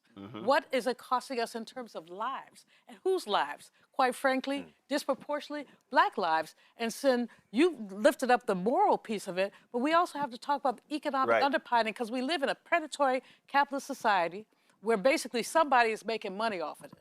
I mean, I'd be happy to send you the abstract. I mean, he talks about it all. Right. He talks about it all, but this blurb was just from what I heard in this conversation. It was just a holistic answer to what we're seeing today. Absolutely. All right, there you got to go. We appreciate it. Thanks a bunch. I look Mustafa, forward to Kelly you talked sending me about. Kelly talked about. Do you have my email? Bringing those issues up. Oh, hey, y'all can text each other. We live. Shh. Your mic's still on. See, Mustafa, Kelly brought that issue up. The environmental justice movement started in North Carolina. First of all, folks, the reason I'm wearing an A&T shirt, Reverend Jackson, of course, played quarterback at North Carolina A&T, but people forget, he actually went to the University of Illinois on a scholarship, left after 1 year and transferred to North Carolina A&T. And he wanted to go to Bennett. Huh? And he kept telling me he wanted to come to Bennett. I mean, he came. I bet he and he did. wanted to attend Bennett College. We know. We know Rev loves sisters. The Bennett Bells. That's why he always smiled when your sister showed up. Mustafa, the environmental justice movement starts in North Carolina.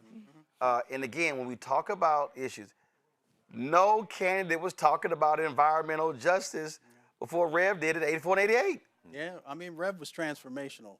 I always call him, Muhammad Ali was the people's champ, he was the other people's champ, because he actually showed up in the places, like you did, where nobody ever goes. So Warren County, North Carolina, of course, is the flashpoint for the environmental justice movement, when we had the phrase environmental racism. And, you know, Rev showed up at the first People of Color Summit in 1991. I was a student, and when he walked into the room, the energy changed. He was transformational. He was transformational because he dealt with the impacts that were happening inside of our communities, but he also didn't neglect the lower wealth white communities who were also being impacted. And I think that's the beauty of him, as I listen to folks, is that he was able to weave together all these different sets of people and issues that were going on. He never stepped away from what was happening in our communities, but he made sure to help people to understand that people's lives were being shortened, that there were economic impacts that were happening because of toxic pollution, all these different dynamics that were going on. So as a young man of color, who was always also looking for other men of color who came from rural backgrounds, you know, he was from down south, then it actually helped me to have an understanding that I could also do similar things. And I'll always be thankful to him all the times that we've had conversations. When he would come when I was working for Conyers, and he would come into the office and have conversations. And I just appreciate it, because one of the things that I cannot support is theoretical activism. And I see so many folks. Well, I call them parking lot militants. That is what it is. You know, you got these people who talk about it. You never see them at marches. Right. You never see them in people's back porches, you know, in their kitchens, having conversations about what needs to happen.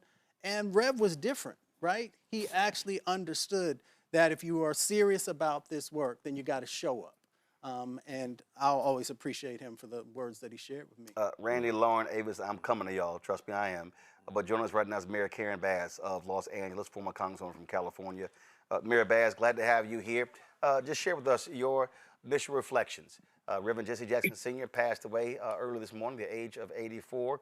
And as I said earlier, when I had Congresswoman Yvette Clarke and Congresswoman Maxine Waters, you could not be a member of the CBC, and you did not, Reverend Jackson did not have you on speed dial. That is oh so true. But let me just say that, you know, my heart goes out to him and his family. But over these last few years, we all watched him suffer. We all watched him as his disease progressed, and it was very painful to all of us. But he had so much influence and impact in my life years before I ever met him as a young activist. Seeing him, be the leader in the civil rights movement with Operation Push and all that he was doing. And then, of course, the Rainbow Coalition and the 1984 and 88 presidential election. I'm here at City Hall, and I have such a vivid memory of this massive rally out here in 84, where he was in the middle of his presidential campaign. And then, of course, 88. And during those years, I was very, very involved in the anti-apartheid movement, as was he.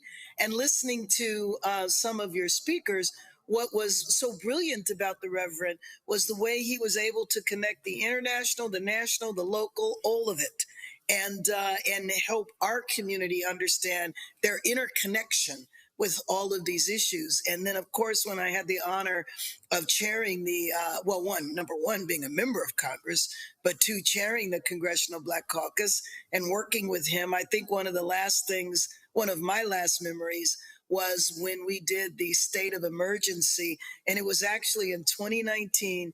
And I think the next day, everything shut down with COVID. And Rev showed up. We weren't expecting him to be there. And you know how that is. And you were going to give the mic to the Rev, and he spoke. But, remembering him, rescuing hostages and going over and inserting himself in international policies, and just the standards that he set for my generation and future generations to come, to understand what it means to devote your life to fighting for social and economic justice. And that has to be your values 24/7, not 9 to 5. And then you're a different person after 5 o'clock, but it has to be what is in your DNA. And I think it's just really incumbent upon us for this next generation to understand who Jesse Jackson was, because I'm concerned that our future generations are not that locked into history. And but it's important to all of us sitting in the room, and I wish I was in the room with you because I see many of my friends, that we carry on his message and his work. Well, you're absolutely right, and the thing is, for somebody who was international, who was national, he really also was as micro as you could get.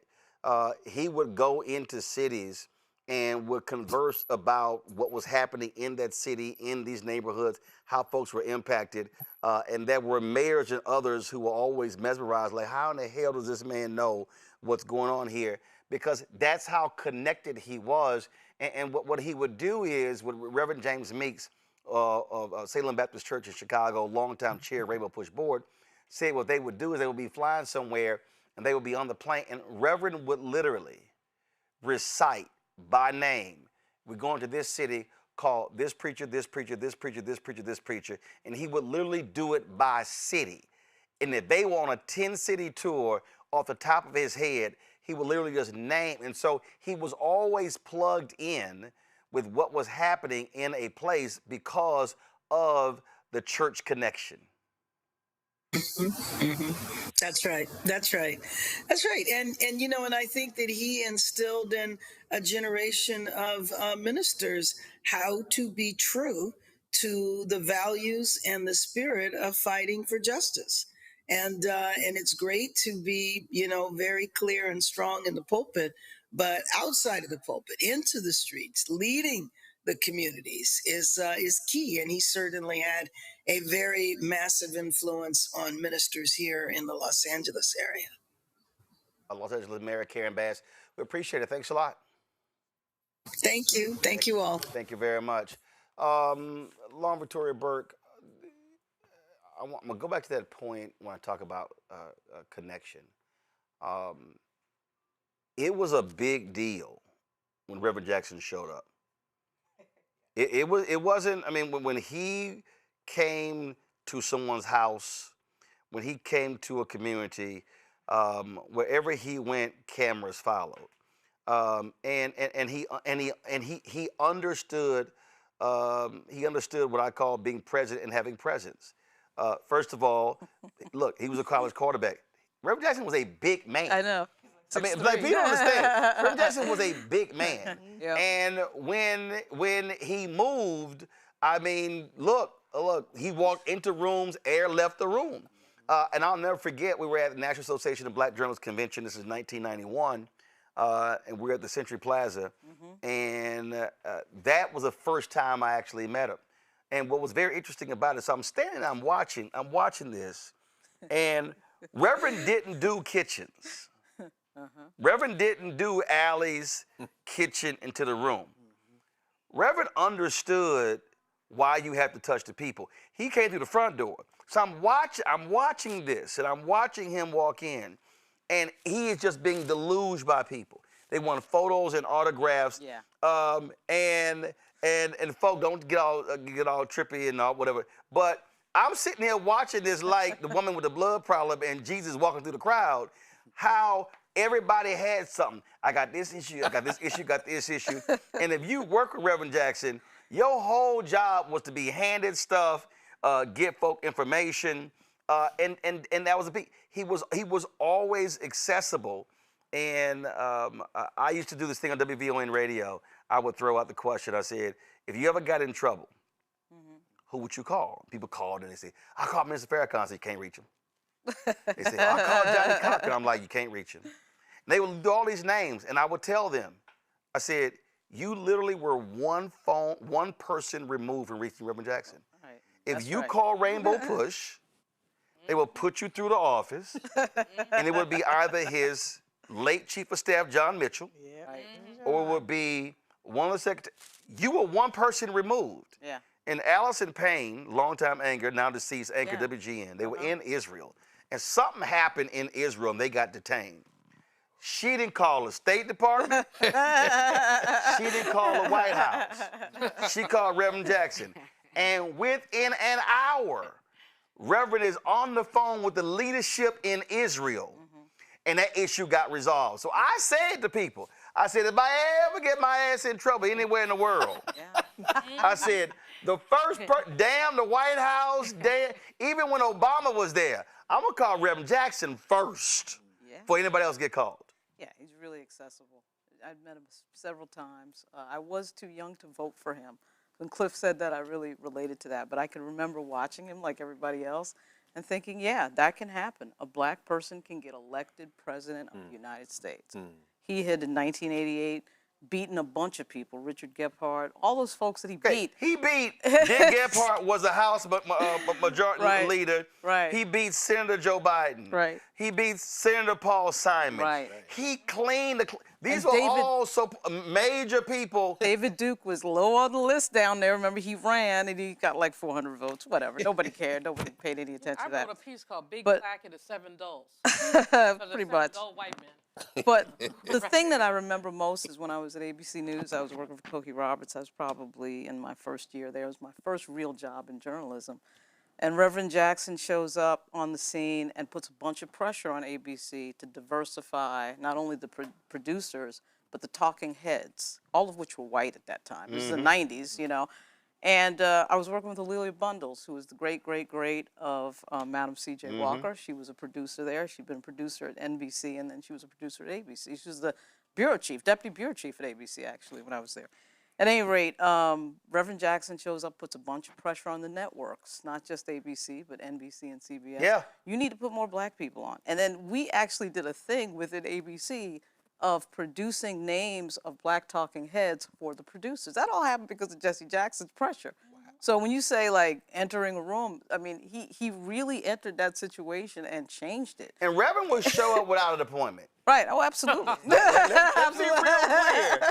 There'd be folks like, oh, shit, who outside? Reverend Jackson. No appointment, he ain't call ahead, and he gonna meet with the president or the CEO of a company. It's really funny, too, to talk about just a little bit poverty, the poverty issue. Yes. I mean, I think Reverend Barber's the only one, after John Lewis's death, and Reverend Barber, the only person who's talking about multiracial coalitions, rainbow coalitions, black and white, and what poverty. He called fusion politics. Exactly. Was Reverend Jackson. And even in this day, we don't have too much of that, other than AOC and a few others.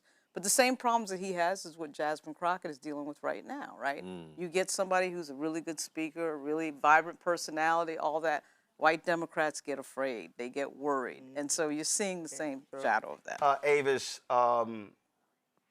again, folk who did not live through it, who didn't really fully understand it.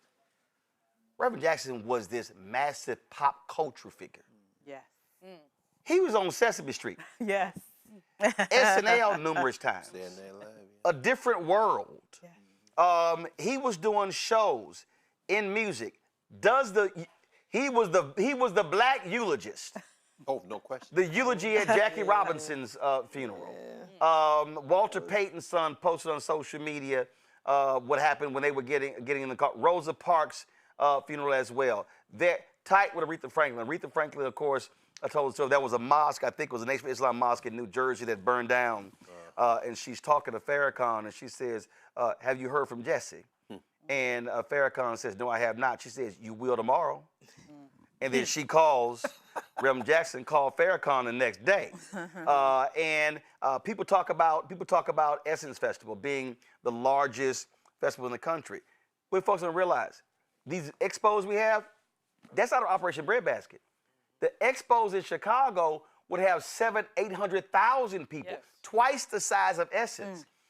If you read Martin Depp's book on Operation Breadbasket, Jackson 5 was there. One of their first performances with Reverend Jackson.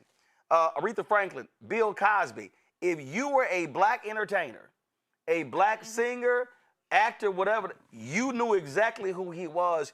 And so this massive figure, even in pop culture. Absolutely. And that, to me, is one of the things that made him so unique. Because he was this person that intersected all of these different worlds, right? The entertainment industry, politics, obviously, religion, just the grassroots of our community. He was someone who's respected in each and every one of those spaces. And not only, I think he was respected in those spaces because he would speak truth to power. Yeah. He would say those things that needed to be said that were not popular in some specific areas, in the highest realms of power in this nation. He would say what needed to be said. He would do what was needed to be done. And I find it very inspirational, especially right now. Because we are living in a moment in which silence is our greatest enemy. And so many people who have a platform are silent in this moment, where we need courage, where we need bravery, where we need people who are willing to do what needs to be done and say what needs to be said, in spite of the fear that may, in fact, be permeating the land. He is the type of human that would do that in every circumstance, whether or not it was popular. And it is his courage that needs to inspire a new wave of bold leadership that, frankly, is missing in this moment, that we need greatly in this moment. Randy, after Obama's election, a lot of people abandoned Reverend Jackson. People were angry with comments that he made. They were upset by that. And there were a lot of folks who wouldn't put him on television and radio. I wasn't one of those folks. 2015, when, to understanding again, and again, this is 2015, Reverend Jackson began to go to Silicon Valley. So his whole thing wasn't just automotive companies. He began to articulate, he saw what was happening with the impact of Silicon Valley.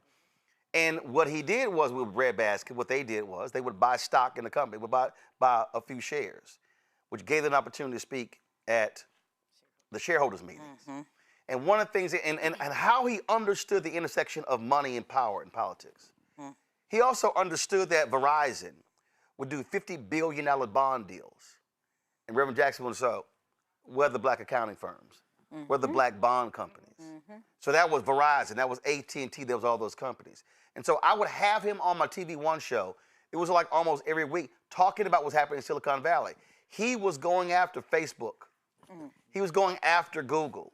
He was calling out, well, he was going after Apple. In fact, Tim Cook got pissed off because I put a tweet out. Reverend Jackson had forced him on their data, and Tim Cook put a tweet out, and I got called by somebody there. Said Tim Cook was going off. Who is this Roland Martin? And the sister said, Tim, you don't want to go there. Tim, you want to leave that brother alone. And then the person called me and said, "No, Roland, we should call him for your tweet." I said, "No, it got his attention." So I understood that. So Reverend was checking them on the diversity numbers. Tell me about it. And again, a lot of black media people would not even put him on the shows. And so here he was on the outskirts here in D.C. of the Obama administration. That's a whole other story. But he was putting the focus, and the thing was, he was the one who said, y'all keep talking about STEM. He said, hold up. He said, more than 40%, he said nearly only 40% of the jobs are dealing with STEM. He said 60% of y'all jobs in Silicon Valley ain't STEM. Right. See, so they were trying to say, oh, well, they're not engineers, they're not scientists. He's like, no. What about all these jobs? And then he went down, he's like, hold up, y'all got PR firms. He listed the whole list. That's where the pressure began to diversify Silicon Valley. That was Reverend Jackson. Right. You know, we talked about how he was ahead of his time, and you know, DEI is my jam. He was the DEI person. Yeah. He was always advocating for marginalized groups. And what people, I think, forget is that back in 1996, he was the one who worked with Texaco and says, you're paying black people 60% less than you're paying white people. Now, hold up. You mentioned Texaco. So what happened was there was a audio tape that came out, racist tape. Racist. I had to remind everybody who kept saying that Target was the first major black boycott since Selma, since Montgomery. I was like, what the hell y'all talking about? I said that was Texaco and that was Denny's. Right. And Reverend was right there. And corporate America was like, oh shit, here come Reverend Jackson. People literally have no idea and that's the what I fear that he put into white CEOs. But it was DEI. What's hot now? He was talking about the diversity. He was talking about the inclusion. He was talking about, are you paying people fairly? And the money. And that's what I'm saying. Are you paying people fairly? And made it public. And then he did move, and he carried on. He was still dealing with Target up until his last final day. So he continued that fight. But in between there, the media, as you said, he was the one who got so many black reporters in. He said, I'm not going to speak. You're not going to have any access to us unless we're the black reporters. So again, he's looking at diversity. And then you go to Silicon Valley to take on those giants and say, where's your EEO-1 report? Because they're not even letting them out. They weren't releasing them. Let us know how many people that you have that you're hiring. And not just let us know who you're hiring, how much are they getting paid, and where are their ranks. I want to know your boards. I want to know your C-suite. I want to know all this information. He was responsible for that. And like I said, and was still talking about Target. So, you know, of course, DEI being my jam, you cannot talk about DEI, you cannot talk about inclusion without talking about Jesse Jackson, and he's been doing it since the beginning. April 3rd, 1968. Now, y'all have it ready? I asked y'all for it 30 minutes ago. April 3rd, 1968, MLK's last sermon, Mason Temple in Memphis. It's a 43-minute, 16-second speech. In that speech, and some of y'all keep telling y'all only heard the mountaintop part the last 2 minutes. Damn it, go listen to the rest of the 41 minutes of the speech. That sermon, MLK is specifically saying to black folks, how do we create change? How do we use our economic power? In the sermon, he says, we don't have to throw a single Molotov cocktail.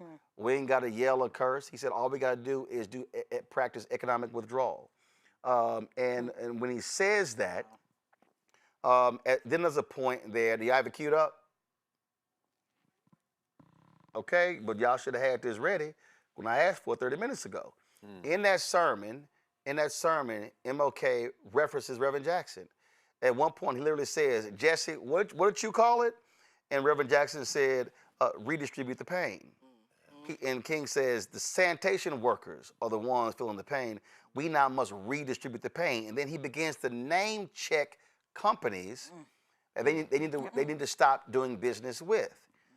In Martin Depp's book, Operation Breadbasket, he talks about what then happens when black folk then do that. So Dr. King goes to Chicago. They had helped drive revenue because when they targeted companies, not only do they ask them to work with black-owned companies, hire black folks in senior-level jobs, entry-level jobs, but they also required them to put money in black banks. So Dr. King says, they come to town and said, Jesse, let's go meet with these two black banks to see if we can get a loan to make SCLC payroll. Reverend Jackson says, Doc, let's stop by over here first. He says, Jesse, I don't have time to do that. We need to go meet with these bankers. He said, Doc, trust me, let's stop by this house first. And so there's a group of black businessmen who are assembled at this house. And they walk into the house and they're meeting. And after all the niceties and pleasantries, these black businessmen pull out an envelope and hand to Dr. King. It was literally, I think, for 3 or 6 months, it was the payroll for SCLC. Depp writes that Dr. King just starts crying, saying that he had never experienced that during the movement. It was the pressure that they put on companies to invest money in black banks, and the pressure they put on companies to put black products on the shelves that then allowed for those black businessmen to be able to say, we can now fund the movement. I can tell you, I saw with my own eyes. John Rogers, Aerial Capital Management. When I worked in Chicago, I was there 6 years. I would go to Rainbow Push every Saturday. John Rogers would personally show up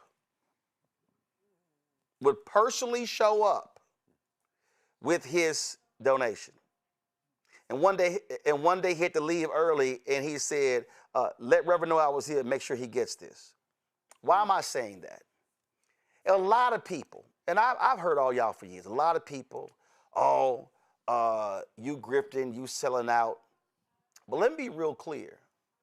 What happened was a lot of black folks made lots of money from the activism of civil rights folk. But the same black folk didn't write checks back to fund the movement. And so when people were complaining about, well, Reverend, other groups went in and they would sit here and they would get donations for the organization, a lot of it was because a lot of black business folk got paid but did not then give back. Now, I ain't gonna name the company or name the president because some of y'all gonna have y'all hurt feelings. But there was a black company that was gonna lose a major contract. The black company called a certain politician. They said, we can't help you. And this black company then called Reverend Jackson. I got the story not only from the owner, but I got it from 2 other people, so 3 different sources. And the black company, the black owner went to Reverend Jackson and said, Reverend, if we lose this contract, we are out of business. That was a Friday. Reverend Jackson calls the CEO of the company and says, I'm gonna meet you at your office at 9 a.m. tomorrow. The company owner buys Reverend Jackson's ticket and another person's ticket, and they fly to the meeting. That company never lost the contract. This is a major black-owned company. It's still in existence because Reverend picked that phone up. And so the problem that so many of us have made is we want civil rights folk to fight on our behalf, well, then we don't want to fund the movement. And that has been the case for so long. Understand, Reverend Jackson has said this, Reverend Sharpton has said this, ain't no 401ks for civil rights activists. And so the mistake that black people make is we want black lawyers, black civil rights activists, black journalists, black media, fighting for them to get opportunities, but do they then cut a check back to those folk who help you get your contract? That's a problem a lot of us still have. They have it queued up. This is Dr. King, April 3rd, 68. Our agenda calls for withdrawing economic support from you.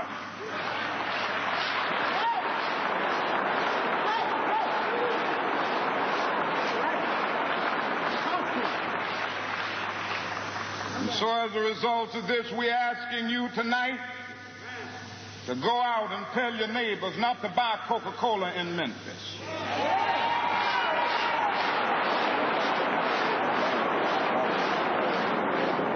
Go by and tell them not to buy Seal Test milk.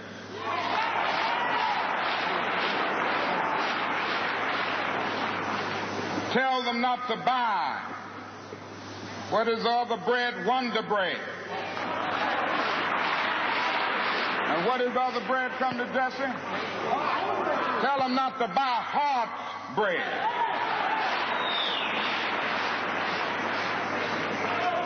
As Jesse Jackson has said, up to now, only the garbage men have been feeling pain. Now we must kind of redistribute the pain.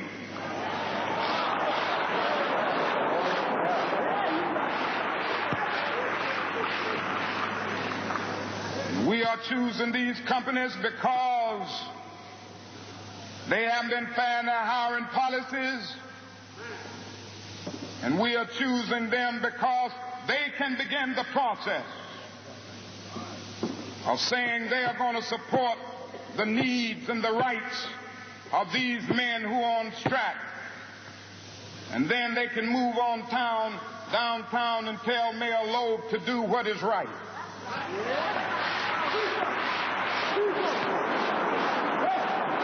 And not only that, we've got to strengthen black institutions. Folks, that is a sermon you definitely want to hear. Earlier today, Corbear sent me this video. This was a video Rainbow Push sent. That's the wrong video y'all got queued up. That ain't it. Sent me a video. Well, fine, don't worry about it. I'll do it myself. That I think you really want to check out while we're getting that queued up. Cora joins us right now.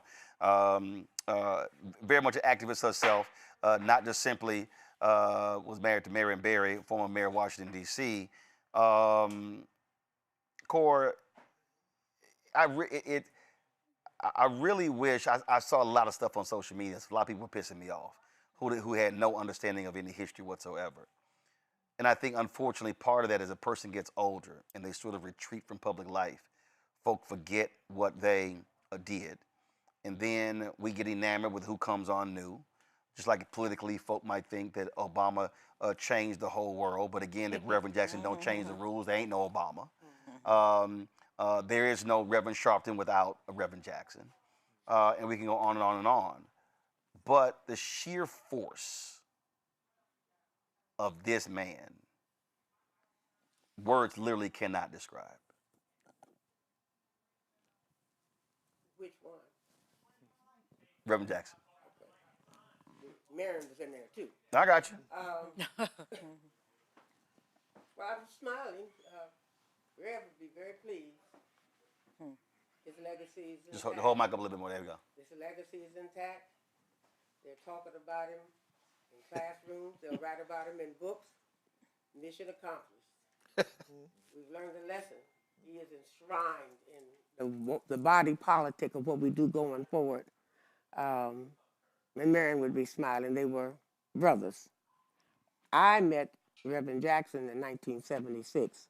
Some of you weren't even born. And knew him as a very amazing, complicated person. All of these stories you tell and more. I mean, he was connected in all of the genres, and one of them was Hollywood and Motown, and one of his very dear friends was Uric Abner, who was a family member of mine, and we were all up in the Hollywood Hills one night, 50 years ago. This really happened.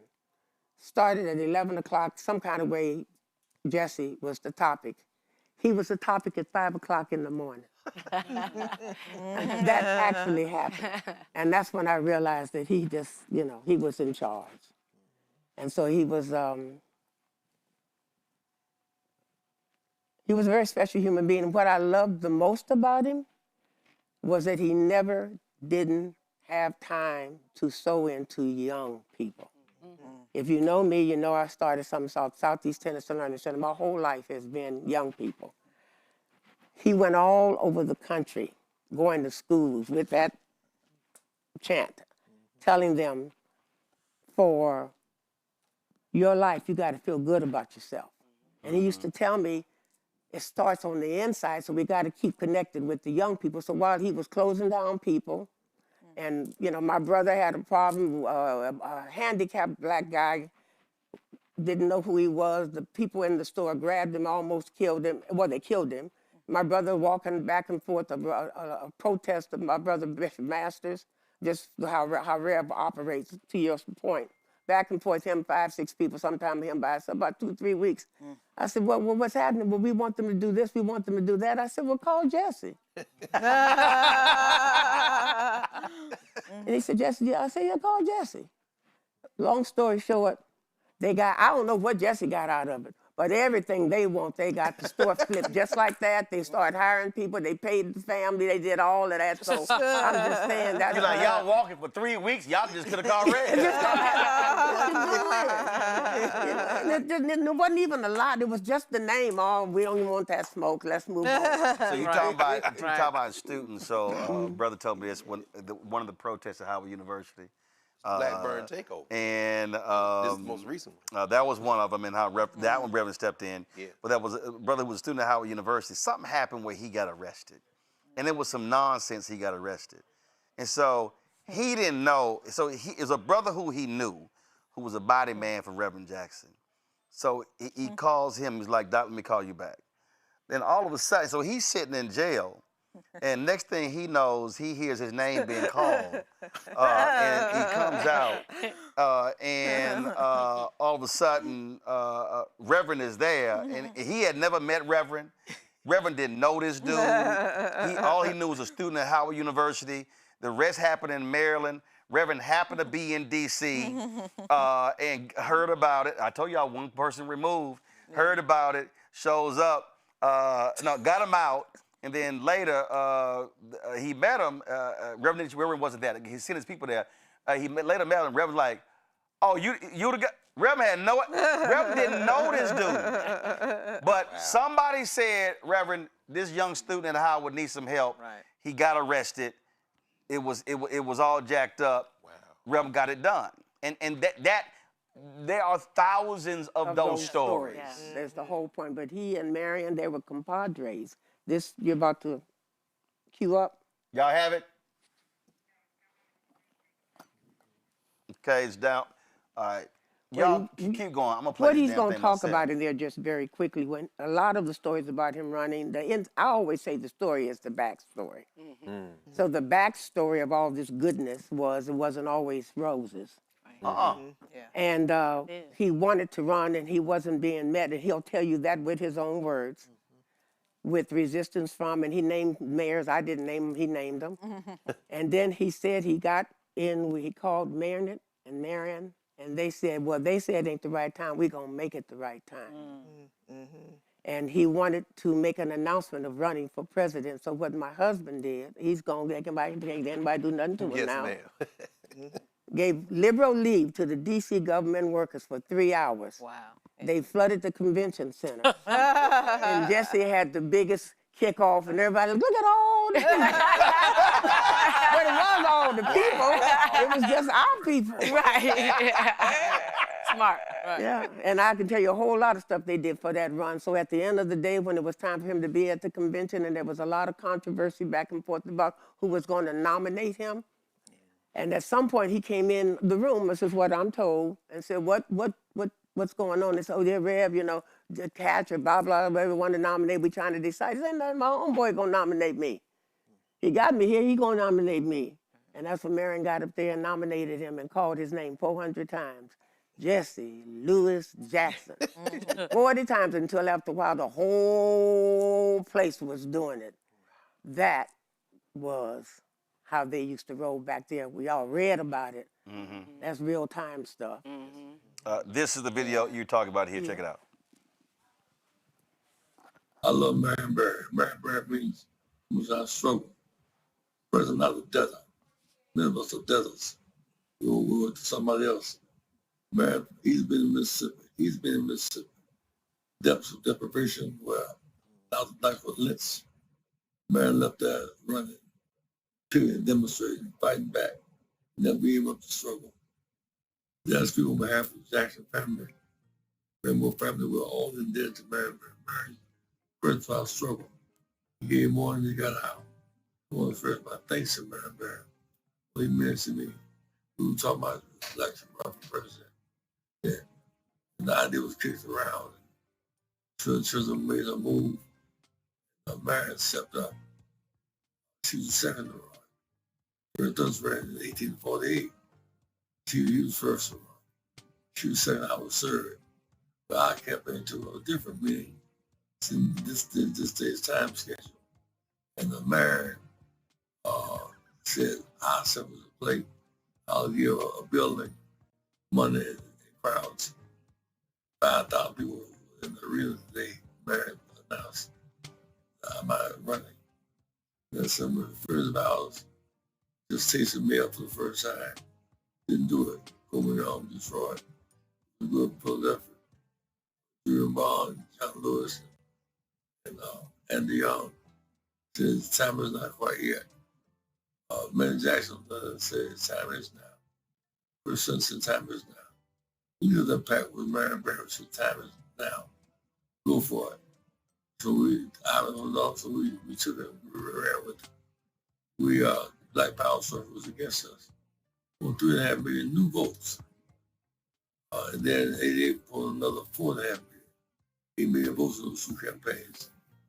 And the significance of that is that we chose not to be a third party, enhance the one we have, make more black Congress people, more black legislators, more black mayors, and brown mayors, with a rainbow coalition. First, my thanks to Mary. You mean so much to me, my brother. God bless you. This street is the least we can do for Mary. We'll have an awful lot. God bless you, Mary. Keep up alive. Powerful tribute there.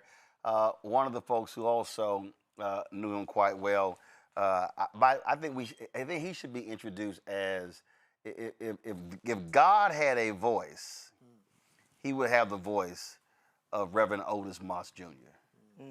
And Reverend Moss, are you there? Reverend Moss, are you there? Yes, I'm here. I am. How you doing? I'm doing great, saddened, but filled with memories and appreciation and thanksgiving for the life and the friendship of Reverend Jesse Jackson. Just share with us, your memories go back, just how impactful he was for our people, for this country, and for this world. Let me go back quickly to 1967 when Dr. King called a meeting to do a nationwide experience with Operation Breadbasket. And in that meeting in Chicago, on the University of Chicago campus, Dr. King announced that he was appointing the Reverend Jesse Jackson National Director of Operation Breadbasket. It was an exciting moment, although there were some who were not totally in concert. But that did not matter. The Reverend Jackson picked up the mantle of responsibility and carried it on. But guess what? Even before that, when Reverend Jackson was what we might call a field worker, he came into SCLC at the high salary of $35 a week and gave his all as a student in seminary. Gave unbelievable leadership in his early 20s. And that kind of dedication, energy, and willingness to go to work as a full-time student and also as a full-time staff member of SCLC, which led to the appointment by Dr. King of Reverend Jackson as National Director of Operation Breadbasket. And Reverend Jackson went forth and made Breadbasket a truly national program. And when he moved to People United to serve humanity, he carried the movement internationally. We sat together in negotiations with major corporations and opening doors. And I venture to say that there are many people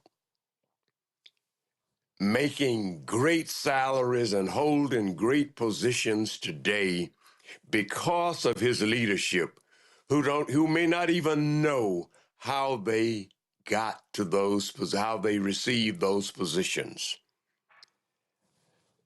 Sacrifice, struggle, danger, creativity, and much, much more.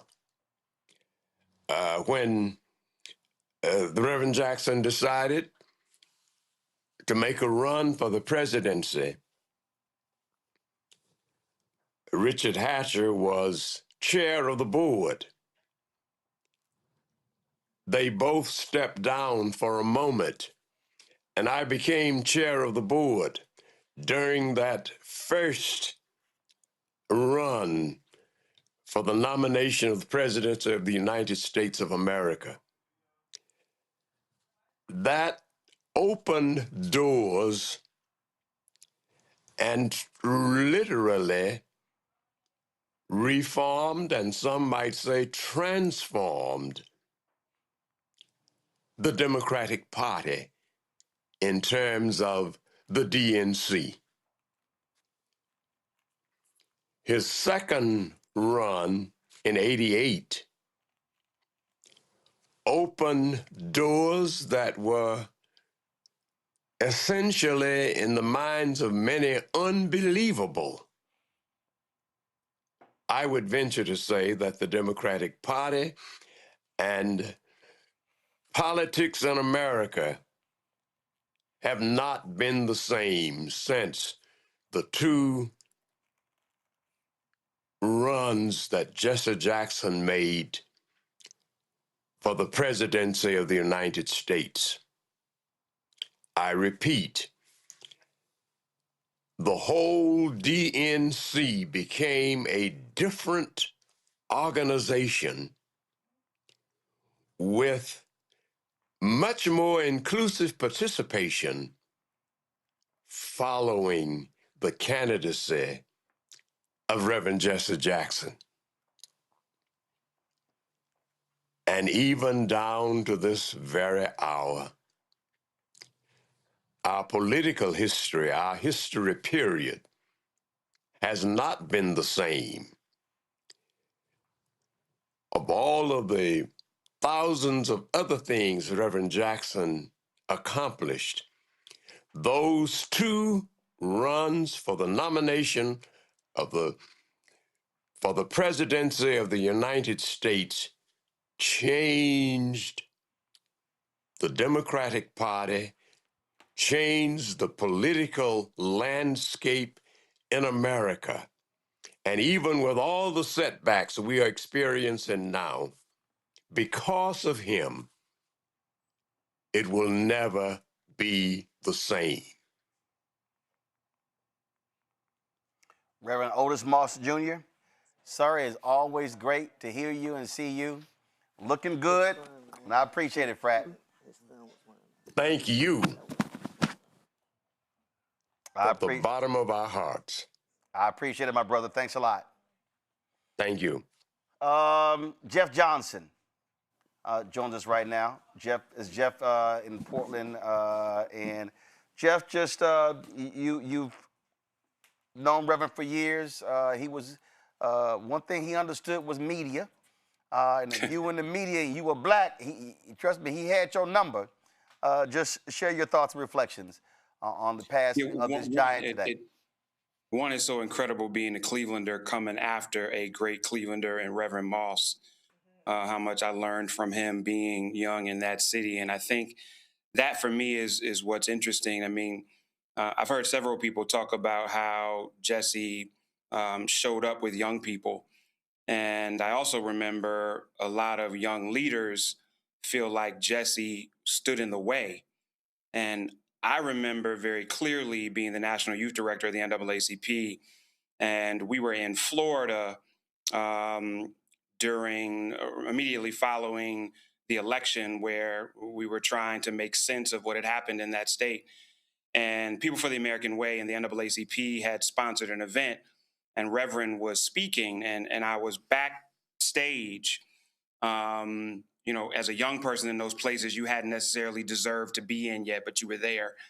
And it was myself, Ralph Neese, who was the head of People for the American Way, Kwesi Mfume, who at the time was president and CEO of the NAACP, and Reverend Jackson. And Mr. Mfume had introduced me to Reverend Jackson as his youth leader. And in the midst of that, Mr. Mfume had to walk away, and I started to say something to Rev, and he looks at me like, "Why are you talking to me?" and walks away. And so the second time I see him, I said, "Reverend Jackson, remember, Kwesi Mfume introduced me, and I started talking, and he literally, Roland, looked at me and was like, "I don't know why you keep thinking I'm supposed to talk to you." and so maybe a year later, the Youth and College Division had done some real work mobilizing some young people around several issues. And I saw Reverend Jackson, and I wasn't sure whether I was going to speak or not. And he actually put his hand on my shoulder as he was passing by me. And he was like, "I see that work y'all doing." And it was such a time, I think, as a young leader to recognize that the position and the title was never enough. And Rev came up at a time where you were risking your life, where you were risking your livelihood, where you had friends who had either been killed or were political prisoners. And he wanted us to be sure as young leaders that we didn't take for granted the positions that we had as young people, that in some cases we didn't have to put as much on the line as they had to. And I think what was most important for me is on the other end of that, he always gave me his time. And so it wasn't, some of you talked about who do you call when you're in trouble. Rev was who I would call sometimes when I just wanted to think through something. I mean, people talk about his charisma and his ability to move and the fact that there was no room, that he was a stranger, but people don't always talk about the depth of his intellect. Even in these last years, man, there would be one day you talk to Rev and he wouldn't be there at all. And then you talk to him 2 days later, and it's the most brilliant political commentary anybody in the country is giving.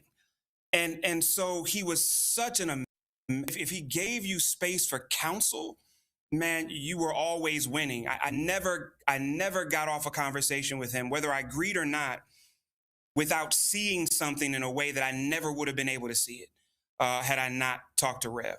And so I think one of the interesting things, you hear people talk about Rev saying that, he really ran a marathon. But I think one of the interesting things is Rev was really the only primetime dude from his era that didn't get assassinated. And when you talk about what it means, like, Roland, you know this, our community talks grace well, but we don't give grace well. Mm-hmm. And when you are a primetime leader, he was the first real primetime leader we watched get old. And there was so much nuance to that about how we embraced him and didn't embrace him. Yeah. What we criticized him for. Yeah. And what we didn't know we should praise him for. And he never complained about it. He just wore it. Because I think he understood at the end of the day the responsibility that comes with the level of leadership that he had. And I think the last thing, Ro, is that that dude was hilarious. And his sense of humor was incredible. And I think one thing that a lot of people don't know is that he did not like fancy restaurants. Like, he would meet these CEOs and he would have people take him to the steakhouse and Thai and sushi. But you know, that Greenville, South Carolina was always in him. And he wanted some soul food. Exactly. He was like, take me to that spot to get me to the hole in the wall spot. And he never lost his common touch, despite all of the unbelievable places. And I think one of the things that I regret more than anything else is that many of us did not come together the way I think we should have. There should be a Jesse Jackson Center for Electoral Politics. There should be an institution that carries in an intellectual way, in a pragmatic way, in a strategic way, this unbelievable political mind that is unlike, I think, any that we will ever see in our lifetime again. I agree. Jeff Johnson, I appreciate it, Frat. Thanks a lot. Appreciate you, brother, always. Melanie Campbell, I know you have to go, but I do want you to speak to this here. Reverend Jackson comes out of, whether we want to be honest or not, a church, a paternalistic church system. I don't know of any other civil rights leader who put women in positions of power and gave them opportunities to lead. And also get mentored by Reverend Willie Barrow. Yeah. Right? And the women he touched, Mignon Moore, Donna Brazile, and so many others. And so, you know, he fought for, he would know about the civil rights, you know, about human rights, but he also fought for women's rights, labor. Cleola Brown sent me a text from APRI, and somehow she couldn't get in the building, just so you know. She was trying to get here. Yeah, she was trying to get on. But, you know, just the way he showed up to so many components of our movement, which we talked about tonight. But one that I'm glad you're bringing up is what he did when it came to showing up for women. Yep. And showing up for Black women and making sure that, you know, Black women's leadership was lifted up. So I will never forget those shoulders I know that I stand on in this role, in this movement. And so Reverend Jackson is someone that with Jeff Johnson, we can't let that legacy go. Because I know there were young people who I talked to today in my own office who just in being able to be a part of what was happening, because you say, let your life speak for you. On social media at 5 o'clock in the morning, as soon as I saw it, and I just picked up my phone, and his legacy spoke that early in the morning. People were just responding and the kinds of messages that were put out there.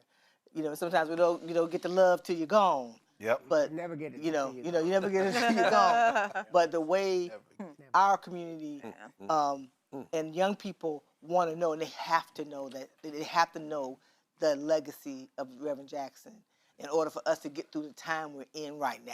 Yeah. Right. And so that we know that we've been here before in so many ways. And so the legacy I think he leaves is us finding our people out of this and finding the new opportunities that you talked about, Greg, to make sure that we continue to find ways to be independent. Now, we can talk about debate how we get to the independence. I don't want to start having a heart attack because we talk about independent voters. That's another debate.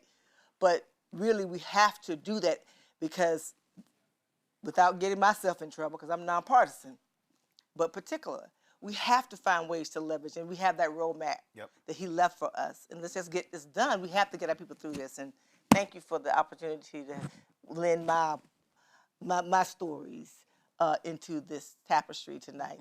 Mel, we appreciate it.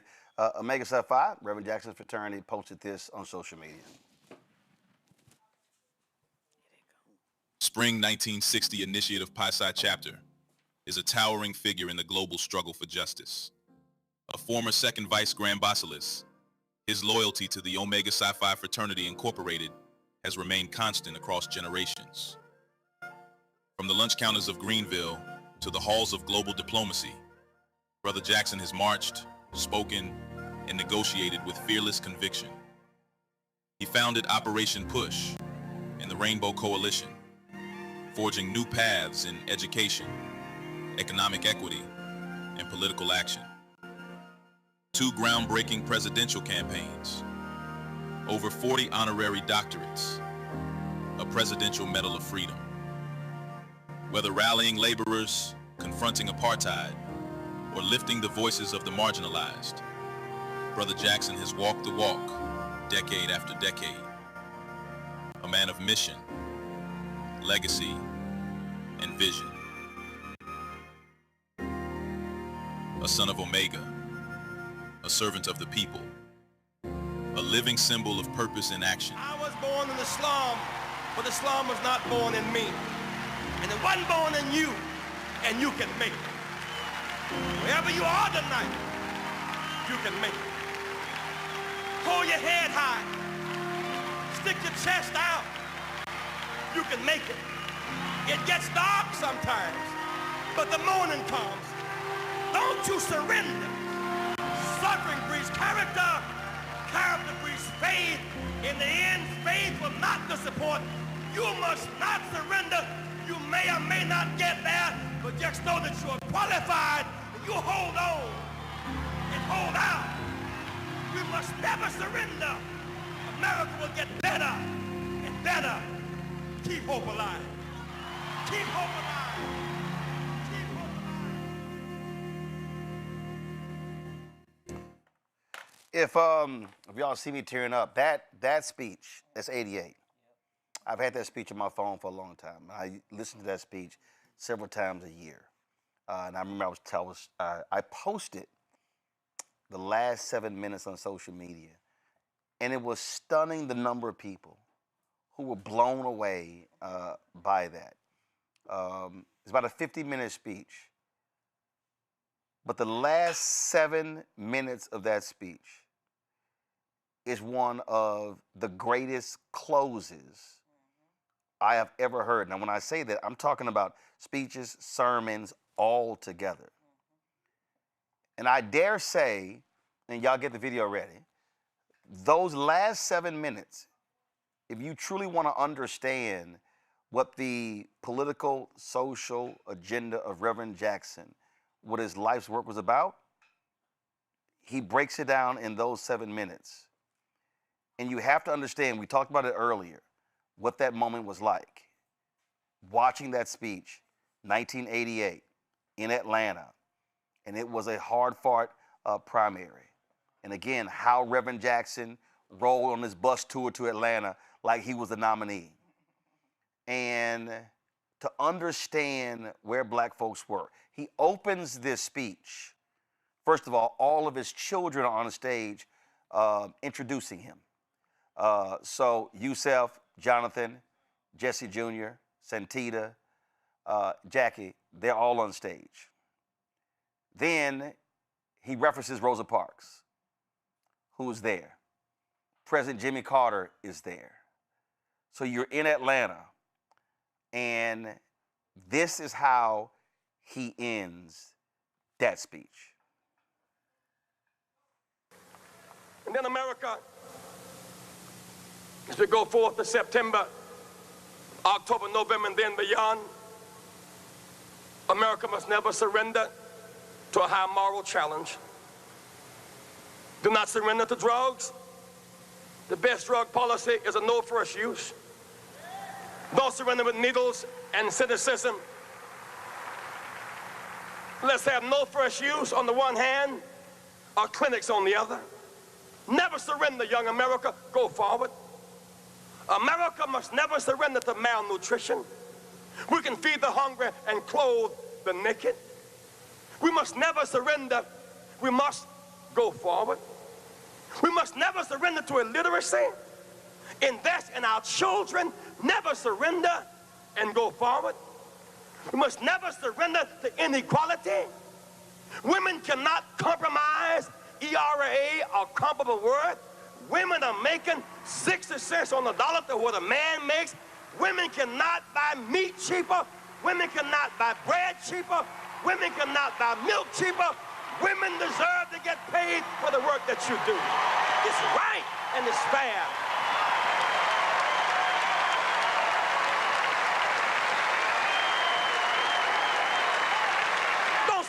my friends.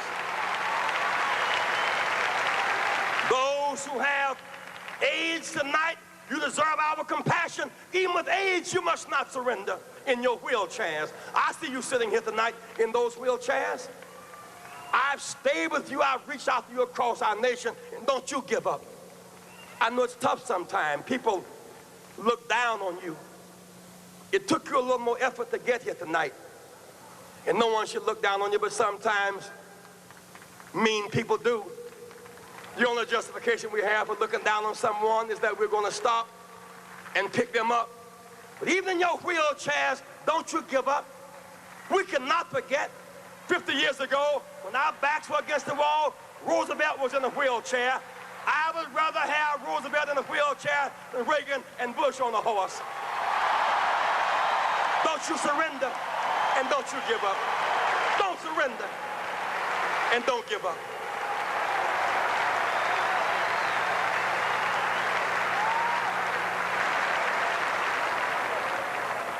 Why can I challenge you this way? Jesse Jackson, you don't understand my situation. You'll be on television. You don't understand. I see you with the big people. You don't understand my situation. I understand. You see me on TV, but you don't know the me that makes me me. They wonder why does Jesse run? Because they see me running for the White House. They don't see the house I'm running from. I have a story.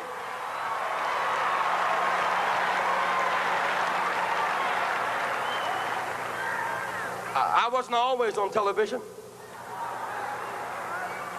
Writers were not always outside my door. When I was born late one afternoon, October 8th, in Greenville, South Carolina, no writers asked my mother her name. Nobody chose to write down our address. A mama was not supposed to make it, and I was not supposed to make it. You see, I was born a teenage mother who was born a teenage mother. I understand. I know abandonment and people being mean to you and saying you're nothing and nobody and can never be anything. I understand. Jesse Jackson is my third name. I'm adopted. When I had no name, my grandmother gave me her name. My name was Jesse Burns till I was 12. So I wouldn't have a blank space, she gave me a name to hold me over. I understand when nobody knows your name. I understand when you have no name. I understand. I wasn't born in the hospital. Mama didn't have insurance. I was born in the bed at house. I really do understand. Born in a 3-room house. Bathroom in the backyard. Slop job by the bed. No hot and cold running water. I understand. Wallpaper used for decoration? No. For a windbreaker. I understand. I'm a working person's person.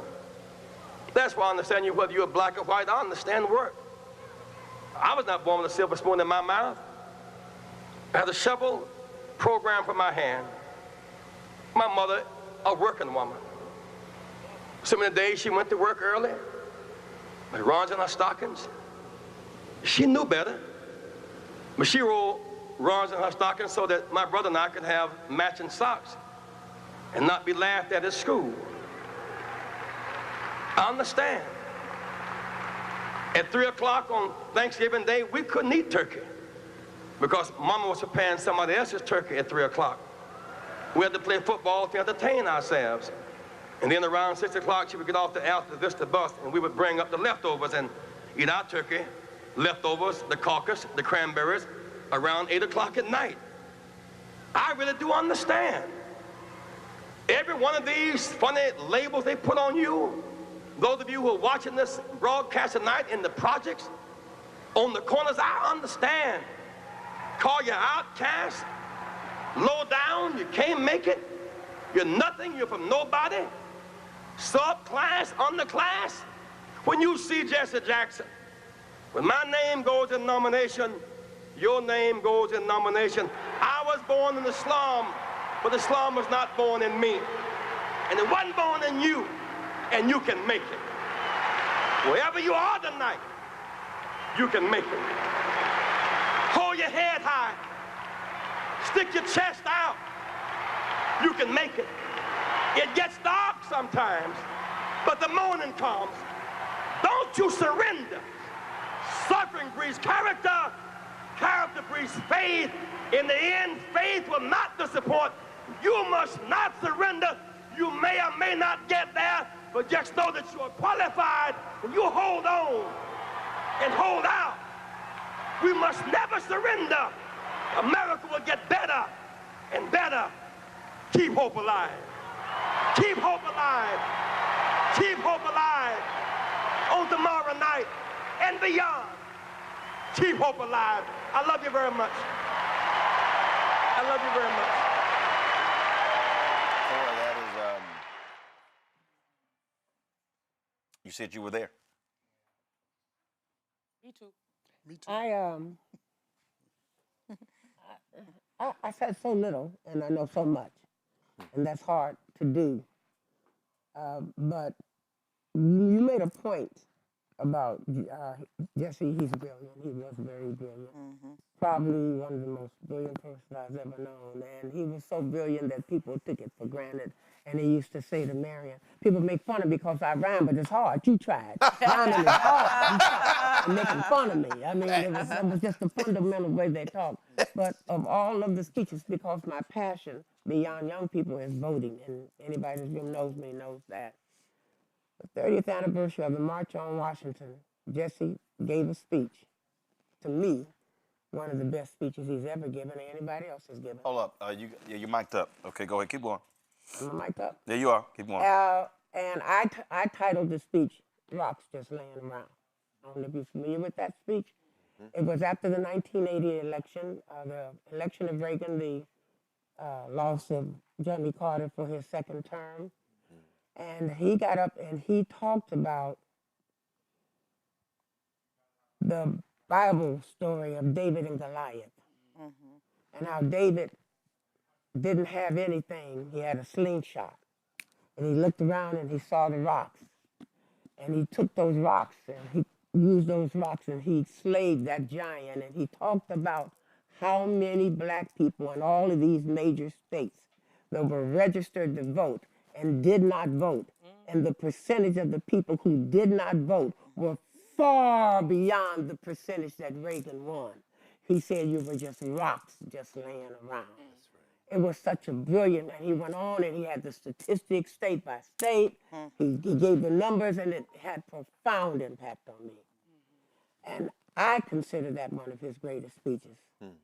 And when I was a professor of political science that year, so that was in August, it was the reenactment of the March on Washington. I went into the classroom, had my big old folder of stuff, and they said, Mrs., which one of my names was it then? Let's just say Masters, we'll be safe with that one. That goes through all of them. But what do you have? I said, I have voter registration forms. I'm putting them right here. I can't make you vote, but you're going to register. You will not be rocks just laying around, not sitting in here. And I mean that kind of parable, he permeated this country many, many, many. And he has, you couldn't hear him, but they had closed caption. Please send it to them. He gives the statistics in his diminished state. He gives the statistics of how many black people voted more than anybody else. He talks about that. And that was 2 years ago. And so you know he was ill then, but he had everything in him to say that this is important. And you should know these statistics. So my heart is warm when I see you all doing all this. I'm a teacher. So I don't want to reiterate anything you said. Just keep on with the legacy. Tell the story. Write about it. Preach about it. You mentioned David. the first book Barbara Reynolds did, go to my iPad, was called Jesse Jackson, America's David. Julian, you talked about that night. You know, I don't know, Roland. Right this minute, I feel both devastated and happy. The devastation is the loss, but the happiness is the freedom that Reverend has, because he's not in pain anymore. That's right. Because he's, and because we're here. And thank you for this opportunity for us to ruminate about this brother. I mean, I could tell y'all stories all day long about, when one day he said, Malvo, just sit down and shut up. I said, what, Reverend? He said, do you want me to repeat myself? I said, no, thank you. And then I kept talking. So he told you what MLK told him? Well, it was funny because I said, no, thank you. And I kept talking. He said, what did I say? I said, I'm not going to repeat that. But, I mean, we had great times. And as Cora says, he was utterly brilliant and could connect everything, literally everything. He also really, I mean, he could talk to the pauper and the prince, you know, without changing a beat. But he had more empathy for the pauper. And you often saw that. You'd be talking to Reverend and somebody would come up, somebody who had a problem, and he'd stop immediately and what can I do for you, baby? And like you said, if you needed to call. So I'm thinking back to San Francisco, 1984, where I was a young politician type, never got elected to anything, but that's another story. Ran for the Board of Supervisors in '84, actually put anti-apartheid legislation on the ballot in '84. That was what I was doing. Didn't get tenure because I was too political, which was fine with me. I didn't like the people that much anyway. But Reverend, he was like a North Star to me. You know, and that speech, I'm so glad that you ran it. That speech, it was just so powerful. And it really energized everybody. And, you know, just one, and it's, you know, San Francisco politics. We are more. No, that was in Atlanta. That was '88. Okay, I was there in '88 too. And Michael, the thing is, and I told someone the story, they thought I was joking. But every time I moved to tears listening to that, because what he is describing, he's literally describing in that 7 minutes the Black experience. Being unseen, you're trying to scale heights that people told you couldn't do it. When he left South Carolina, the governor gave him a letter. He goes to Chicago. Daley, the mayor, says, "Oh, you can work a toll booth." John H. Johnson hires him to sell subscriptions to Jet and Ebony. Mayor Daley saw a toll booth worker. John H. Johnson saw a salesman and leader. So when Reverend ascends, there's a reason he became the mayor or the president of Black America. He was in Jet every week. John H. Johnson was like, no, Jesse gonna be in Jet every week. He was always in Ebony magazine, always being covered. But when he lays that out, that ending there speaks to his life before and since 1988, and crystallizes the folks that he cared about. Especially when you guys talk about Chicago a lot, I think of Gus Savage too. Congressman Savage was so powerful then. I was a little kid getting coffee for people at in those speeches, but I remember my father and the Reverend made such a good team at that point in time for the party. The yin and yang. Because my father knew the apparatus of the party. Right. Jesse knew how to deliver, as you just saw, the messaging and deliver people. Yeah. And Paul Kirk was the chairman of the party at the time. And Paul Kirk, after my father cut the Dukakis-Jackson deal, Paul Kirk basically let my father run the rest of that part of the convention and said, you got to give what's called the hall. You got to give Reverend the hall that night. The hall means, in politics, advanced talk. Everybody, there are no Dukakis people. It's all Reverend. Every sign. Right. Now, Reverend had to talk about Dukakis. Let's make sure of that. But every sign, every credential, And I was just so proud to just watch Reverend you could hear a pin drop in the convention. And then the other part of his legacy that is so, again, back to the apparatus, understanding the apparatus, and then Reverend. In 1992, there were more black women elected to federal office ever in history. When Reverend delivered his currency to the table, my father had the apparatus. It was an incredible time in 1992. Senator, and I don't know how many black women and black people, but black women members of Congress.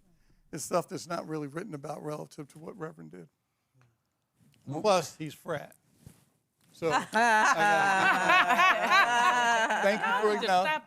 you for acknowledging it earlier. What? I did it. We showed the photo. Y'all showed the other photo. Every time I saw Reverend, we would do that. But I always told him Jesus was an alpha. He knew. He knew. He understood that. Don't even try it. And also, thank you for mentioning. You also know who else was an alpha. What's the list? I'm aware of my Uncle Marion. Yeah. Just so you know, Alpha's your daddy. That's one of the photos. Y'all, we showed that one earlier. There's some other ones y'all can put in there. That's a great picture. In a moment, we're going to talk to Reverend Frederick Douglass Haynes III. But I'm going to throw this out here for the panel. You talked about not being in pain. November, most of us prepared for Reverend the transition in November. The word was privately put out. Listen, come see him. I'm in Bermuda. So I'm talking to UCF 13th and 14th. 14th is my birthday. So I come back early on the 15th. I fly to Chicago on the 16th. So we go to Northwestern Hospital. And basically the doctors were like, Reverend's organs are shutting down. So we're all sitting there, and so it's crosstalk. So imagine this Reverend Jackson holding his hand, and we just talking. We talking about politics, the Target boycott, whatever, stuff, all that sort of stuff. Then all of a sudden, it was as if a spotlight hit his body, and he starts talking. And it's hard to make out, and Yusef is going, Dad, I can't understand what you're saying. And Reverend Meeks goes, hold on. I've seen this before. And Reverend starts sitting there, and he started naming pastors. He said, meeting on Friday. Feed the people. Getting ready for the election. So although here he is, his brain is firing. Parkinson's is keeping him from getting out. But he's literally sitting. The man is in a hospital bed, and the doctors are saying he's dying. He is laying in the bed calling for a meeting 5 days later. So when they put that press release out, when he said the Reverend called for 20,000 pastors around the country, that's literally what was happening. But he wasn't just talking about to feed the people. He was actually talking about the upcoming elections as well.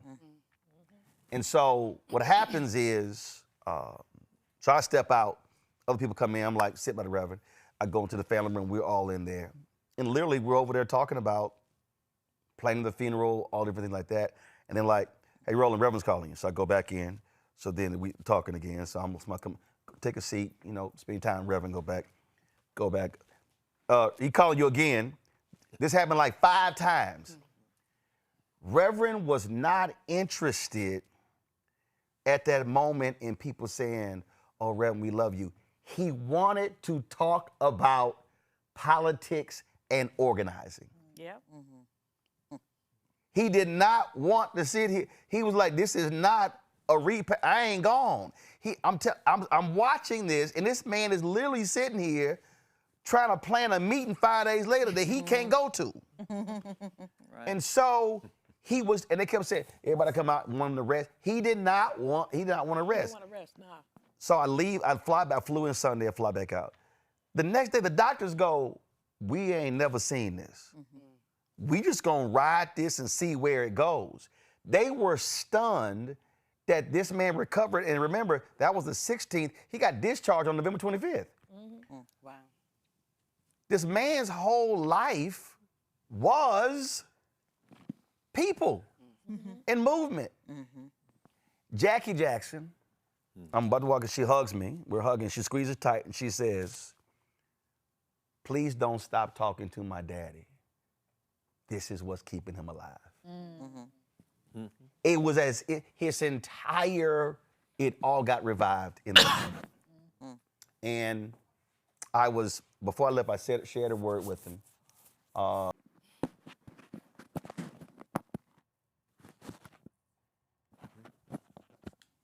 Greg?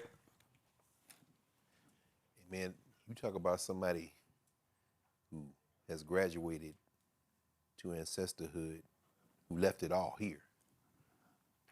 I mean, you know, you showed the footage from Georgia, and then the footage from Texas. And I think about, here we are in the second year of COVID, and the students have come back on campus to conditions that were less than ideal. So they take over the student center. They took over the student center. Your husband would have been proud. Because every time the Howard students do something, every time, as long as he was mayor, he wouldn't let the police touch him, anything. That 1989 protest, of course. One of those protesters, of course, now the mayor of Newark, Ras Baraka, who always talks about the fact that Marion Barry would not let them come in there and do anything to us. So they're in there for a day, a week, 2 weeks, 3 weeks. Tents have come up in front of the student center, and chapel is outside. Some of y'all, attend chapel, so they put the chapel under a tent outside between the library, the old library, Carnegie, and Douglas Hall. Jesse Jackson shows up. Jesse goes into the building to sit with the students. What are y'all doing? What's going on? The first time I met Jesse Jackson, in fact, was at Tennessee State. I was student body president. He came to our campus, met with us, had a press conference. Like you said, young people, he was always going to do that. So all these years later, he's in the building with these young people. He leaves the building, goes to the administration building to find Wayne Frederick, negotiating. I want these kids to get put out of school. I want no problems. This is what. And then somewhere between the president's office and the administration building and the student center, he falls. I don't know if y'all remember that. Wow. Jesse Jackson bumps his head. They take him to Howard Hospital. Now this thing got to end. Why? Because y'all about to kill Jesse Jackson. This man, he's lost his balance. Because, at this point, he's at the stage now where the next stage is he's not walking at all. That student takeover and those demands and that satisfaction in no small measure is because Jesse Jackson showed up and said, this got to stop, and y'all gonna protect these kids, and y'all gonna do what's right, to the point of his own physical safety. And Howard Hospital, of course, they took care of him. That's one of those places, as you said, he would check in for a week and recuperate and then go out and burn the candle at both ends. And of course, your husband was legendary. Frank Smith told me he walked out at one Thanksgiving and came over to Frank Smith's house and ate all Thanksgiving dinner and all this stuff. And then he said, where you coming from, Marion? He had a hospital because he'd been over there for high blood pressure and everything. He done ate some hog maws, some greens, and then walked back to Howard Hospital. Two legends. And of course, Farrakhan had his prostate surgery there. So these were black people who were 10 toes down for black people. And Jesse, I don't even know how he had the strength to do that, but that strength we just saw there. Corey, we know you have to go. I appreciate you joining us. Thank you. Rebecca, absolutely. No question. Rebecca, what Greg said, in a little bit, he left it all. He worked up until his last breath. So I want to tell my story of meeting Reverend Jesse Jackson. So I'm not of the generation of the civil rights movement. In fact, during the '88 convention, I was 7 years old. 7 years old during the '88 convention. But this is the reason why I raise it. I watched that convention gavel to gavel because of Jesse Jackson. Yeah. I remember my parents walking into the living room, looking at me like, what are you doing? I'm watching the convention. why are you watching the convention? I was like, Jesse Jackson. My mom didn't believe me. She thought, 7 years old, I have a little bit of chores to do around the house. She thought I was trying to get out of doing whatever it is I was supposed to do. But it was something about that run that captured my imagination. And I literally watched a political convention, gavel to gavel. Wow. And I was able to tell my parents about the speeches, about what was said, the topics, what was talked about. So now fast forward to July 2006, I'm in law school. I'm doing a clerkship with the NCAA in DC for the summer. And I find out that the Voting Rights Act is up for reauthorization. And it's being debated on the Senate floor. So it is Senator Kennedy, it's Senator Clinton, it's Senator McCain, all these other people debating the Voting Rights Act that day. So I managed to get a ticket to go sit in the Senate gallery to watch it. There's only like 2 other people there. The Capitol Hill intern who had to escort me into the Senate gallery, and then one other person. And I'm just watching the speeches about how important the Voting Rights Act is. Because, every 25 years, it's sunset, because apparently having permanent voting rights in this country is not something that the 1960s Congress decided that was important. So every 25 years. So as I'm sitting there, 2 people walk in. It's Reverend Jackson and it's Judge Mathis. Wow. And they sit a few seats over from me. We're literally the only people in the gallery who thought it was important enough to show up and witness the Voting Rights Act reauthorization. And so once again, I was 7 years old in '88. So now this is 2006. Even though I'm not a part of the civil rights generation, what it taught me was it doesn't matter how old you get, it doesn't matter if the cameras go away. You still have to show up and be a witness to history. And so for me, that was the first time, not the last time I met him, but that was the first time that I met him. And that's the impression of Reverend Jackson that I'll always keep. Tributes have poured in from all around the world. Brittany Noble, the Black Star Network, has some of those. Brittany, what have folks been saying on social media and statements? Folks like President Barack Obama, President Bill Clinton, Secretary Hillary Clinton, and others. Take it away. Well, Roland, I want to start with a family statement. It is with profound sadness that we announce the passing of civil rights leader and founder of the Rainbow Push Coalition, the Honorable Reverend Jesse Louis Jackson Sr. He died peacefully on Tuesday morning, surrounded by his family. His unwavering commitment to justice, equality, and human rights helped shape a global movement for freedom and dignity. A tireless change agent, he elevated the voices of voiceless. From his presidential campaigns in the 1980s to mobilizing millions to register to vote, leaving an indelible mark on history. Reverend Jackson is survived by his wife, Jacqueline, their children, Sunita, Jesse Jr., Jonathan Yusuf, Jacqueline, daughter Ashley Jackson, and grandchildren. He was preceded in death by his mother, Helen Burns Jackson, father Noah Lewis Robinson, and stepfather Charles Henry Jackson.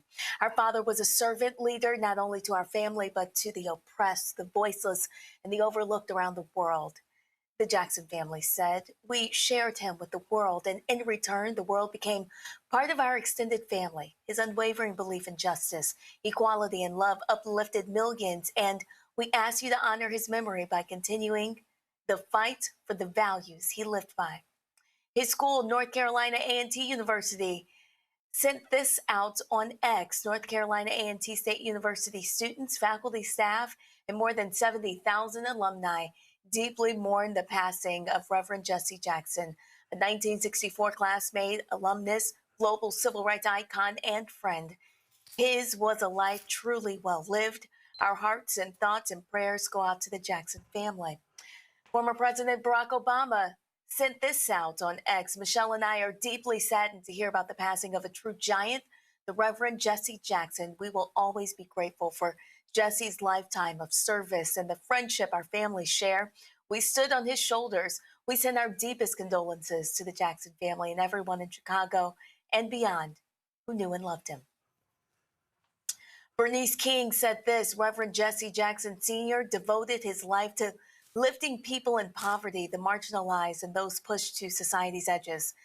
Through Operation Push, he pushed barriers and opened doors so Black people and other excluded communities could step into opportunity and dignity.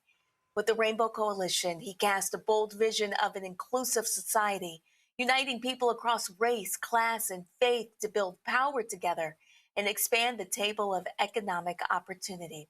He was a gifted negotiator and a courageous bridge builder, serving humanity by bringing calm into tense rooms and creating pathways where none existed. My family shares a long and meaningful history with him, rooted in a shared commitment to justice and love. As we grieve, we give thanks for a life that pushed hope into weary places. May we honor his legacy by widening opportunity, uplifting the vulnerable, and building the beloved community. I send my love and prayers to the Jackson family. Al Sharpton reacted on X this morning as well. He said, "My mentor, Reverend Jesse Jackson, has passed. I just prayed with his family by phone. He was a consequential and transformative leader who changed this nation and the world. He shaped public policy and changed laws. He kept the dream alive and taught young children from broken homes like me that we don't have broken spirits." Mayor Brandon Johnson in Chicago sent this out on X: "I am devastated to lose my mentor and friend, Reverend Jesse Jackson Sr. My heart prayers are with his devoted family, his wife, Jacqueline, their children, Sunita, Jesse Jr., Jonathan, Yusuf, and Jackie, daughter Ashley Jackson, and their dear grandchildren. We honor him and his hard-earned legacy as a freedom fighter, philosopher, and faithful shepherd of his family and community here in Chicago. I am personally grateful for Reverend Jackson and his family embracing me and our city with his wisdom and guidance. His friendship, counsel, and prayers had a deep impact on my family. In honor of Reverend Jackson's service and as our city mourns, the Chicago flag will lower to half-staff. We thank all of the Chicagoans who served as volunteers in Reverend Jackson's organization, providing decades of mutual aid throughout Chicago. We know his message of justice and empowerment reverberated worldwide as the leader of the Rainbow Push Coalition and Operation Breadbasket. Reverend Jackson's unwavering courage extends beyond his notable civil rights leadership with Reverend Dr. Martin Luther King Jr., as he lent his support to countless humanitarian efforts at home and abroad. Reverend Jackson served as the first executive director of Kenwood Oakland Community Organization here in Chicago, and as an international human rights advocate and spiritual advisor to world leaders. Reverend Jackson's mission always centered the strength and liberation of our Black community, but his mission always extended to all who needed empowerment by cultivating a rainbow of power that could shine through every storm. Reverend Jackson intimately understood that what was at stake in affirming the humanity of working people. He never lost sight that those fighting for justice are entitled to the most basic needs of health and nutrition, housing, education, and jobs in order to achieve their greatest potential. Reverend Jackson held strong to his truth that we all are somebody. He preached that the flame of hope exists in all of us, and it is our power and responsibility to unify that flame amongst our neighbors to improve our present conditions and secure a future where we can all thrive. As we lift up his life and wrap our arms around his family and all those who loved him, I ask you to anchor your hope in action to honor Reverend Jackson's enduring contributions. He believed in you and found hope in humanity. Do something today to keep hope alive. Kamala Harris said this: Reverend Jesse Jackson was one of America's greatest patriots. He spent his life summoning all of us to fulfill the promise of America and building the coalitions to make that promise real. Son of Greenville, South Carolina, Reverend Jackson first rose to the national stage as one of the young leaders of the civil rights movement. His presidential runs in 1984 and 1988 electrified millions of Americans and showed them what could be possible. From Washington, D.C. to the Bay Area, from the Mississippi Delta to Appalachia, from South Africa to the south side of Chicago, Reverend Jackson gave a voice to people who were removed from power and politics. He let us know our voices mattered. He instilled in us that we are somebody, and he widened the path for generations to follow in his footsteps and lead. As a young law student, I would drive back and forth from Oakland, where I lived, to San Francisco, where I went to school. I had a bumper sticker in the back window of my car that read Jesse Jackson for president. As I would drive across the Bay Bridge, you would not believe how people from every walk of life would give me a thumbs up or a hunk of support. They were small interactions, but they exemplified Reverend Jackson's life and work, lifting up the dignity of working people, building community and coalitions, and strengthening our democracy and nation. I was proud to partner with and learn from him on his work throughout my career, and I'm so grateful for the time we spent together this January. Reverend Jackson was a selfless leader, mentor, and friend to me and so many others. Doug and I are praying for Jacqueline, their children and grandchildren, the Rainbow Push Coalition, and millions of people across our country and around the world whose lives he impacted. Today and every day, we will carry his call to keep hope alive. And former President Bill Clinton said this: Hillary and I are deeply saddened by the passing of Reverend Jesse Jackson and give thanks for his long, good life. We were friends for almost 50 years since we met in 1977 at the 20th anniversary of the integration of Little Rock Central High. From his early days working with Dr. Martin Luther King Jr. to his founding of the organizations now united as Rainbow Push, to his efforts to free innocents and promote fair elections around the globe, Reverend Jesse Jackson championed human dignity and helped create opportunities for countless people to live better lives. Throughout it all, he kept marching to the music of his conscience, his convictions, and his causes. Reverend Jackson never stopped working for a better America with brighter tomorrows, including his historic campaigns for the presidency in 1984 and 1988. He championed the concerns of Black, Latino, Asian, and lower-income white Americans. I will always be grateful for the friendship he gave Hillary, Chelsea, and me. Proud to have nominated him as my special envoy for the promotion of democracy in Africa, and honored to present him with the Presidential Medal of Freedom. Hillary and I loved him very much. Our hearts and prayers go out to Jackie, their children and grandchildren, and all the people across America and around the world who were inspired by his service to humanity. The NAACP said this: rest in power to Reverend Jesse Jackson. Today we honor a giant whose voice, courage, and love for our people shaped generations. Reverend Jesse Jackson was not only a civil rights icon, he was family to the NAACP. His legacy sits at the heart of our work and at the center of this nation's fight for justice. We carry his light forward. Senator Joyce Beatty said this: today our nation mourns the loss of Reverend Jesse Louis Jackson Sr., a towering figure in the fight for justice, voting rights, and human dignity. Reverend Jackson was a moral voice for the voiceless, a fearless advocate for the poor and marginalized, and a champion for civil and human rights here at home and around the world. I've been honored to know him personally, to walk beside him, to march with him, and to stand with him in the continuing struggle for justice. From my earliest years to the night he stood by me during my first election to Congress, and throughout the years since, Jesse was a great friend and advisor who will always remain in my heart. Even in his health struggles, his presence continued to remind us of his unshakable belief that democracy thrives when people show up, speak up, and exercise their power. Reverend Jackson helped carry the civil rights movement into the modern era, showing that racial justice, economic justice, voting rights, and representation are inseparable.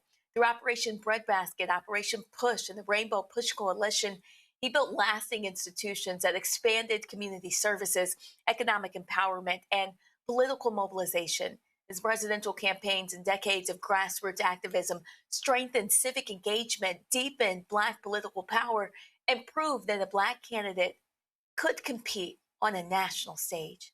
His distinguished life of activism was recognized with the Presidential Medal of Freedom in 2000. Reverend Jackson's leadership shaped movements. His courage opened doors. His voice stirred the conscience of a nation. He taught us to lift our voices and to keep hope alive. Today we honor him by carrying his charge forward. We will keep marching, we will keep fighting, and we will keep hope alive. Representative Jasmine Crockett said this: we lost a giant. Reverend Jesse Jackson was fearless, faithful, and relentless in his pursuit of justice. He didn't wait for permission to demand equality. He organized, he mobilized, and he built real political power for Black communities and for folks this country tried to leave behind. He forced America to confront his hypocrisy and expand its promise. Because of his courage, more of us have a seat at the table today. My prayers are with Representative Jonathan Jackson and the entire Jackson family. We honor Reverend Jackson, not just for what he said, but for what he built. And the Chicago Teachers Union said, we are heartbroken to hear about the passing of Reverend Jesse Lewis Jackson Sr. He was our superhero, our civil rights leader, our moral compass, our giant, our American patriot. His life reminds us that hope is not a slogan, it's a discipline. It's built in church basements, union halls, educational communities, and chanted on picket lines and on the streets. It's sustained through coalition, struggle, and solidarity. To the Jackson family and all of us who love him, we send our deepest love and gratitude. To the people of Chicago and beyond, we say what he taught us to say: keep hope alive. Roland, that's just some of the reaction pouring in about Jesse Jackson Sr. Oh, indeed, indeed. Brittany, we surely appreciate it. Folks, I shared some photos. If y'all have that, let me know. I often would see Reverend at NBA All-Star Weekend this weekend. It took place in Los Angeles. Obviously, he wasn't there. Son Yusef was there. And I remember at one of the events introducing him to Larry Bird and others. And NFL released a statement, NBA did as well. Here's what I found to be very interesting, Randy, and I'm going to go Lauren as well. It was crazy. Reverend Jesse could roll up to an event. He ain't had no tickets. He ain't had no credentials. And he gonna end up on the floor somewhere. I remember that was a boxing match.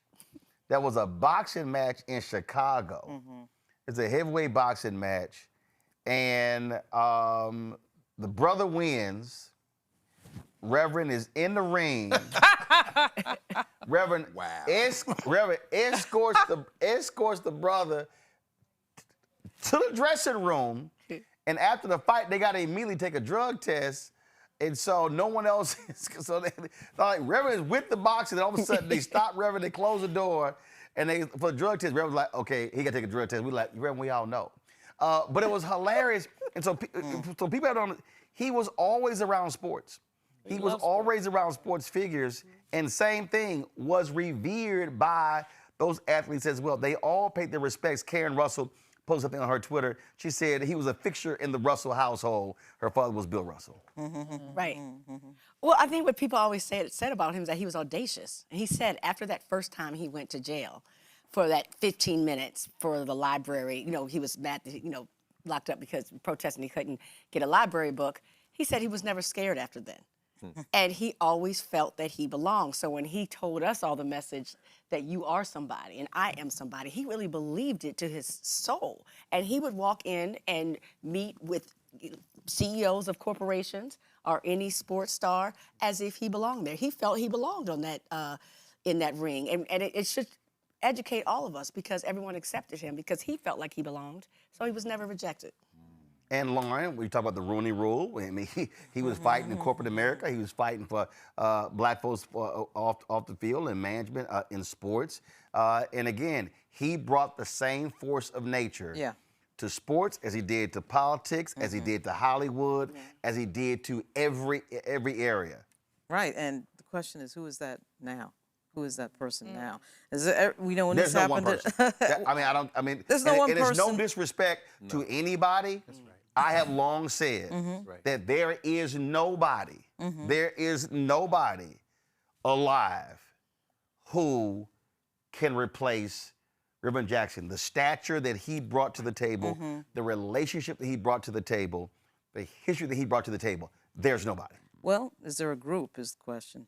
I mean, we don't really have anyone now that talks on this level of, I don't give a F what you say, I'm doing this, I'm saying this, I'm standing on this, and I'm not afraid of anything. And of course, everybody can understand the period that we live in, not to say that we haven't had other violent periods, but right now it's like we have a situation where, we had 2 legislators get assassinated and nobody even, that was in and out of the news. Minnesota. In Minnesota, just like that. Like it didn't even get 2 days worth of coverage, right? President doesn't mention it, of course.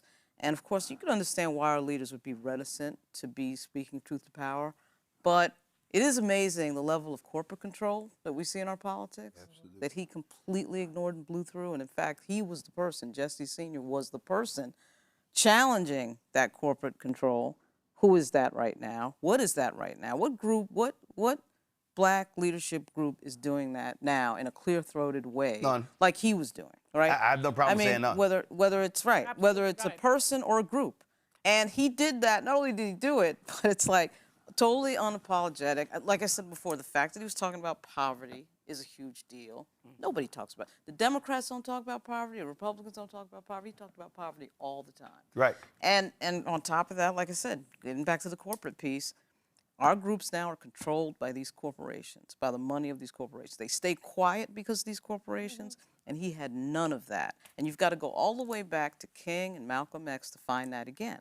And who is that now is the question. Who takes that mantle? So, Avis, the reason I think, reason I say none, is because when we talk about the currency, what scared them, what scared the sports leagues, what scared corporate America, Michael talked about it, is what scared the party.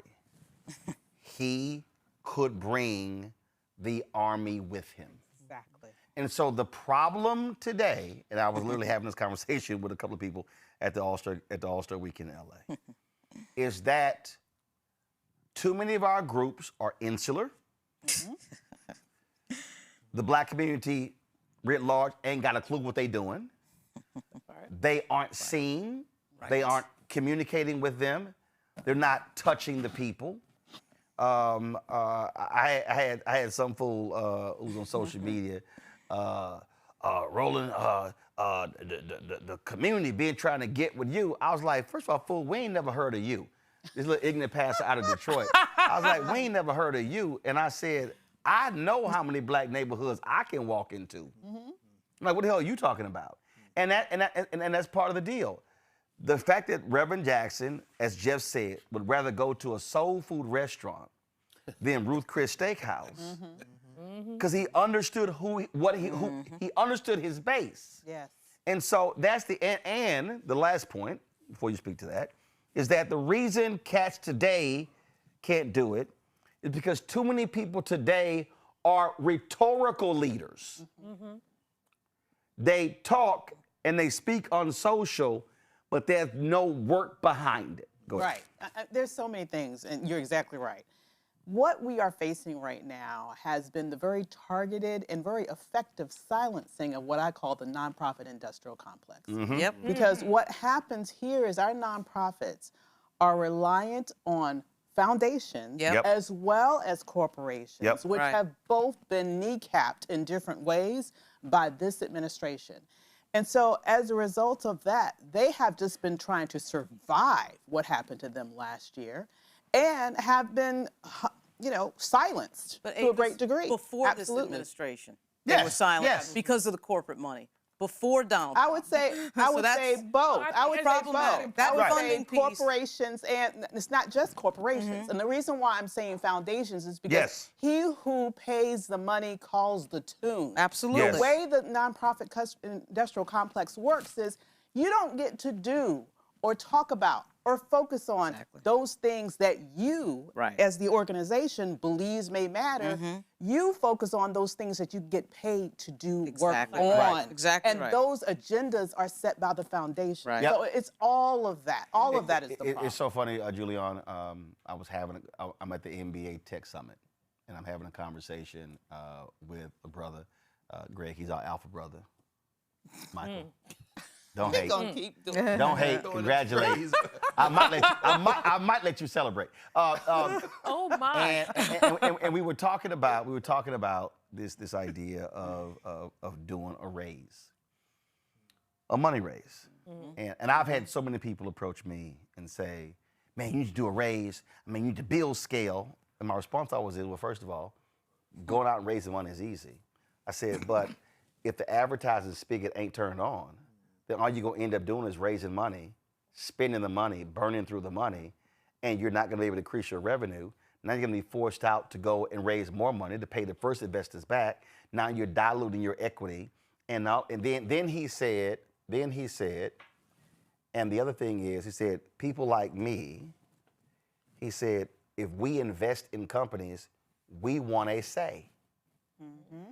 And he said, you have the freedom that no one can tell you what to say and what to cover. And so it goes to your point there. You cannot have so many tentacles in you. Right. So it prevents you from saying what needs to be said, which I go back to what my criticism of so many people was.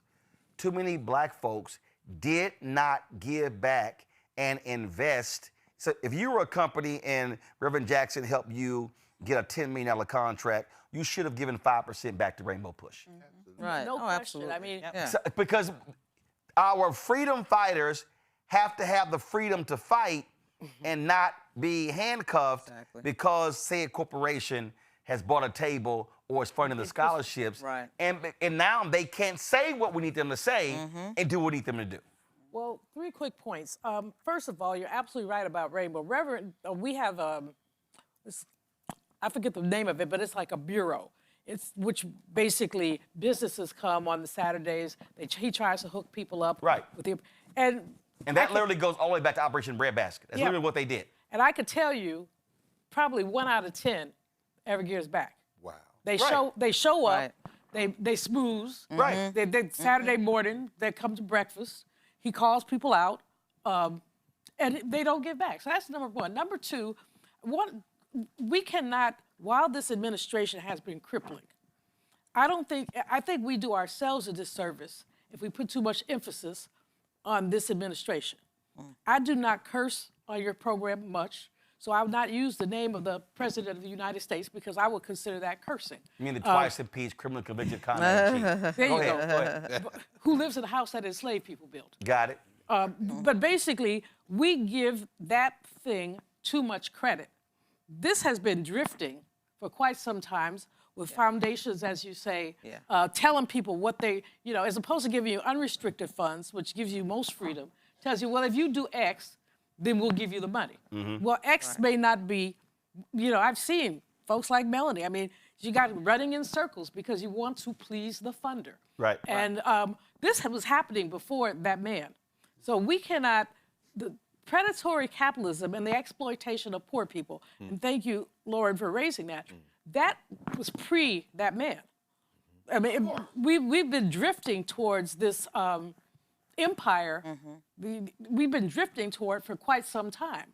We weren't paying attention. We, organizers, activists, have not been paying attention. And in not paying attention, we basically yielded the higher ground to those people. And so, and the third point, that I really need to make in this context when you talk about your conversation about the fundraising piece is we also haven't tapped into our people enough. We haven't incited passion among our people about what needs to happen. Oh, no doubt. I mean, everybody can give. I mean, nobody. I don't know. The median income for Black people is about 2/3 of the median income for white people. So we're not writing $1 million checks. But if 10,000 people give $10, no, the reality is black people, based upon because of proportion, our giving rate is actually higher than of white people. Absolutely. Black people, we give. Now, for the most part, we give to churches, but our giving exceeds white folks. Oh, no, absolutely. But so you're we right. do that, and so you're right. But it's mostly church, and then we give to our alma maters if they're HBCUs. Right. But, although not as much as they should. Right, but the thing, but what you just laid out is, and I was going to bring Mustafa in this here, to exactly that point, this shows an example. Again, I'm in LA. I can't tell you how many black people in finance for 20 years, CEOs, own businesses, high-powered lawyers, man, keep doing what you're doing. Brother, you doing it. Right. We need your voice. Right. Keenan can give me the latest number. I know it exceeds 36,000, maybe close to 37,000. I can pull the list. not one of the people Right. this weekend from Thursday to Sunday who was telling me how valuable my voice is, man, keep fighting, keep doing. Not one of those people have given $1 to this show. Wow. But to Julian's point, it's a whole bunch of people who've given $1, 5, 10, 15, 20. I got 4 people who have tied to this show every month for 7 years. Wow. Wow. I know their names because I see they check every month. So to that point, we can't keep saying to, right, who's going to fight for us? Well, if we're not prepared to fund the fight. The question becomes, do we want to be free? You know, and freedom ain't free. Right, freedom costs. And I was sitting here listening to all the amazing stories about Reverend Jackson, and something kept reverberating in the back of my head that he was a part of the 3rd iteration of Moses, right? So the first Black Moses of the Bible was about helping people to be free. The second Black Moses, of course, was Harriet Tubman, who was trying to help people to be free. Reverend Jackson was also trying to help people to be free. And a part of that freedom was understanding the power that you have when you utilize it on the economic justice side of it, on the health justice side of it, on the civil rights justice side of it. So when we talk about some of the, amazing things that he shared with folks, am I somebody or I am somebody, that is all tied to, if you truly understand that you are somebody, then there are certain sets of expectations that come along with that. And that's why us making sure that it's not just the civil rights, but it is also the economic justice aspect, and holding our own accountable. Because if we have all these Black folks who are doing amazing things as CEOs and others, but we don't never hold them accountable, then the behavior will continue.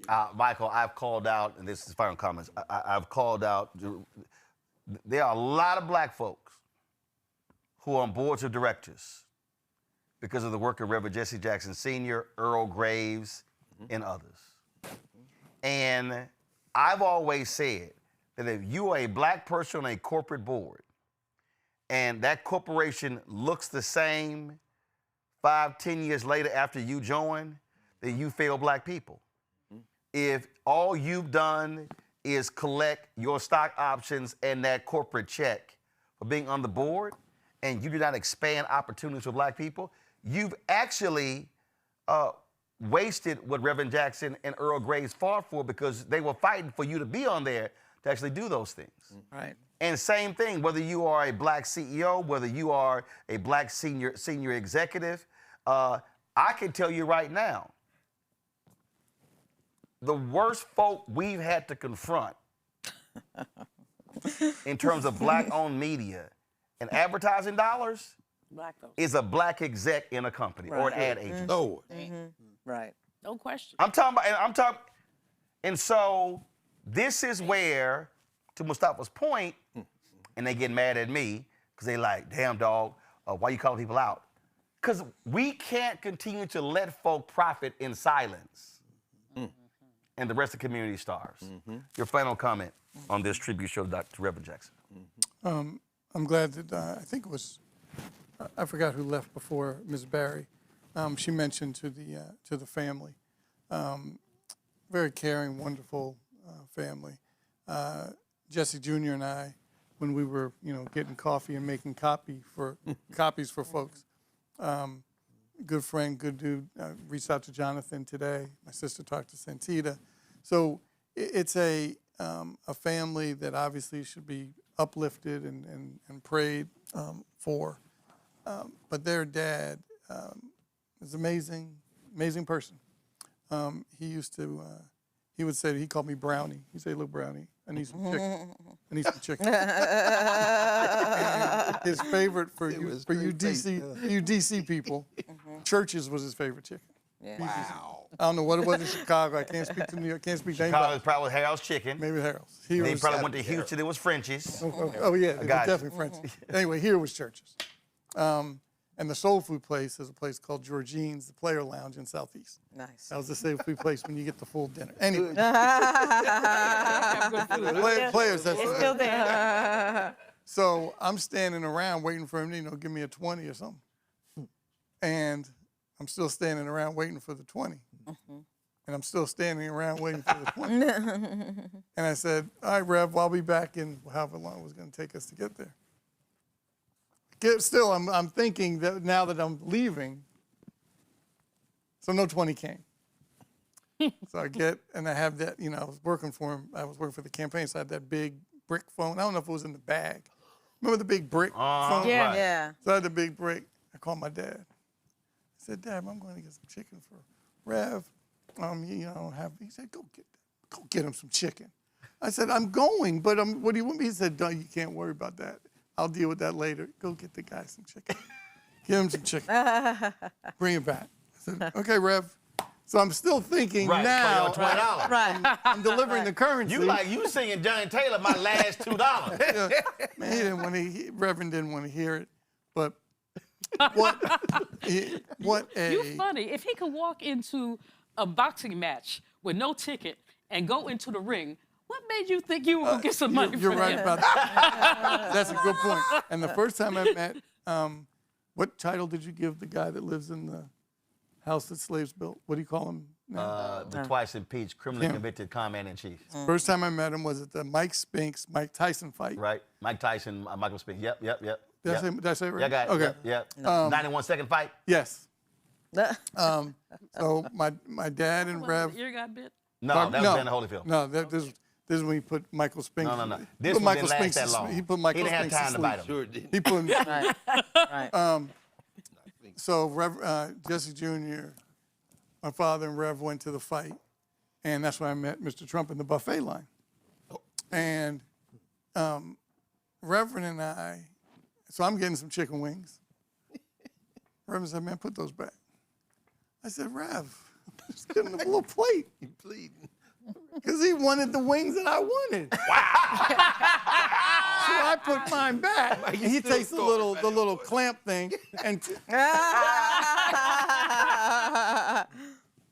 that's my man. That's hilarious. Julian, your craziest Reverend Jackson story. Well, I first met Reverend Jackson in 1973 when I was an intern at Essence. And Lynn Taylor, who used to be with Rainbow, went to be PR director at Essence. So she takes me to a Push Expo, my first one. I wasn't 20 yet. And she takes me, we go to this place, I don't know if it's still around, called the Soul Queen of the Sea.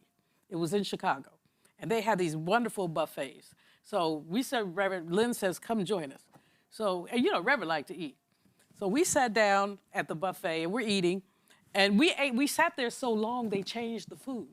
I mean, they changed the food from lunch to dinner. Right. And Lynn kept saying, Reverend, you have a meeting. He said, no, I'm not finished eating. Then he said, I don't know what else they gonna put out. Because they were putting out different kinds of food. And then he said, I'm not eating more unless you guys eat more. And I told Lynn, I said, I can't eat anymore. She said, you have to. She said, because we want to keep Reverend hanging out as long as we can. And then he said, he looked at me and he said, you're too little. You need to eat more. I'm like, Reverend, I am of average size. And I do not need to be any bigger. I have a fat phobia thing because I have larger siblings. I do not ever want to be that large. So I'm like, no, I'm not eating anymore. And he just talked about me like a dog until he went and got me some mac and cheese and put it in front of me and said, eat it. And so I'm like, okay. But that's my funniest. I mean, that was when I first met him, and with Lynn, and that was funny. And we had just taken over this poor lady's restaurant because there were about 8 of us, and the people kept changing, and the food kept changing. But me, Lynn, and another brother, and Reverend, the 4 of us held down the table for the whole time. Rebecca, final comment.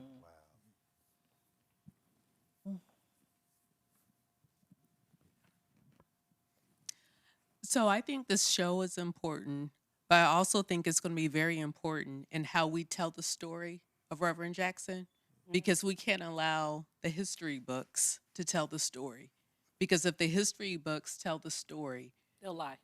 they'll lie, but even worse, all of his accomplishments, they would give credit to those white politicians. Oh, yeah. True that. Greg. It's important to the Black Star Network, what we always say, independence. I agree with what Cliff said. You know, if this country is here in 50 years, and I'm not at all sure it will be, even the world for that matter. We watched what Marco Rubio's insane speech last week. It might not be 84 and 88. It might be 72. Because it's clear this thing is being renegotiated. Yeah. And Jackson's instincts, his missteps, his triumphs, speak not just to a singularly unique human being, but to the institutions that produced him. His family, like you said, that speech in '88, absolutely brilliant, but at the same time, he was raised by a community there in South Carolina. That logo on your chest, my niece is there as a first-year student, you know, and she's part of that crew who is now beginning to understand who Jesse Jackson is. Because they didn't know. My students didn't know, don't know. But it's our responsibility, as you say, Rebecca, we got to help them know. That's right. The church, SCLC, everything we've talked about tonight and more. One name we haven't mentioned, though, that we should raise because it speaks to the brain trust staff to Jesse Jackson, the great Juan Walters. Oh, yes. I Those mentioned him. political scientists. you That talked Howard. about that. Oh, yeah, you did. Oh, yeah. I'm just thinking, because Oh, yeah. the vision, those thinkers, you know, I think finally Jackson was the bridge between all those generations that fought apartheid, and since then. And yeah, Lauren, I don't know where this is going, but I know it ain't going nowhere with these politicians we got now because they are not part of that. Okay, They so I benefited, did curse but they are chicken not shit. part of Yeah. this. Yeah. Lauren. The cursing. Wow, there's And so don't much forget to Ron say. Daniels. Eat Ron Daniels too, absolutely.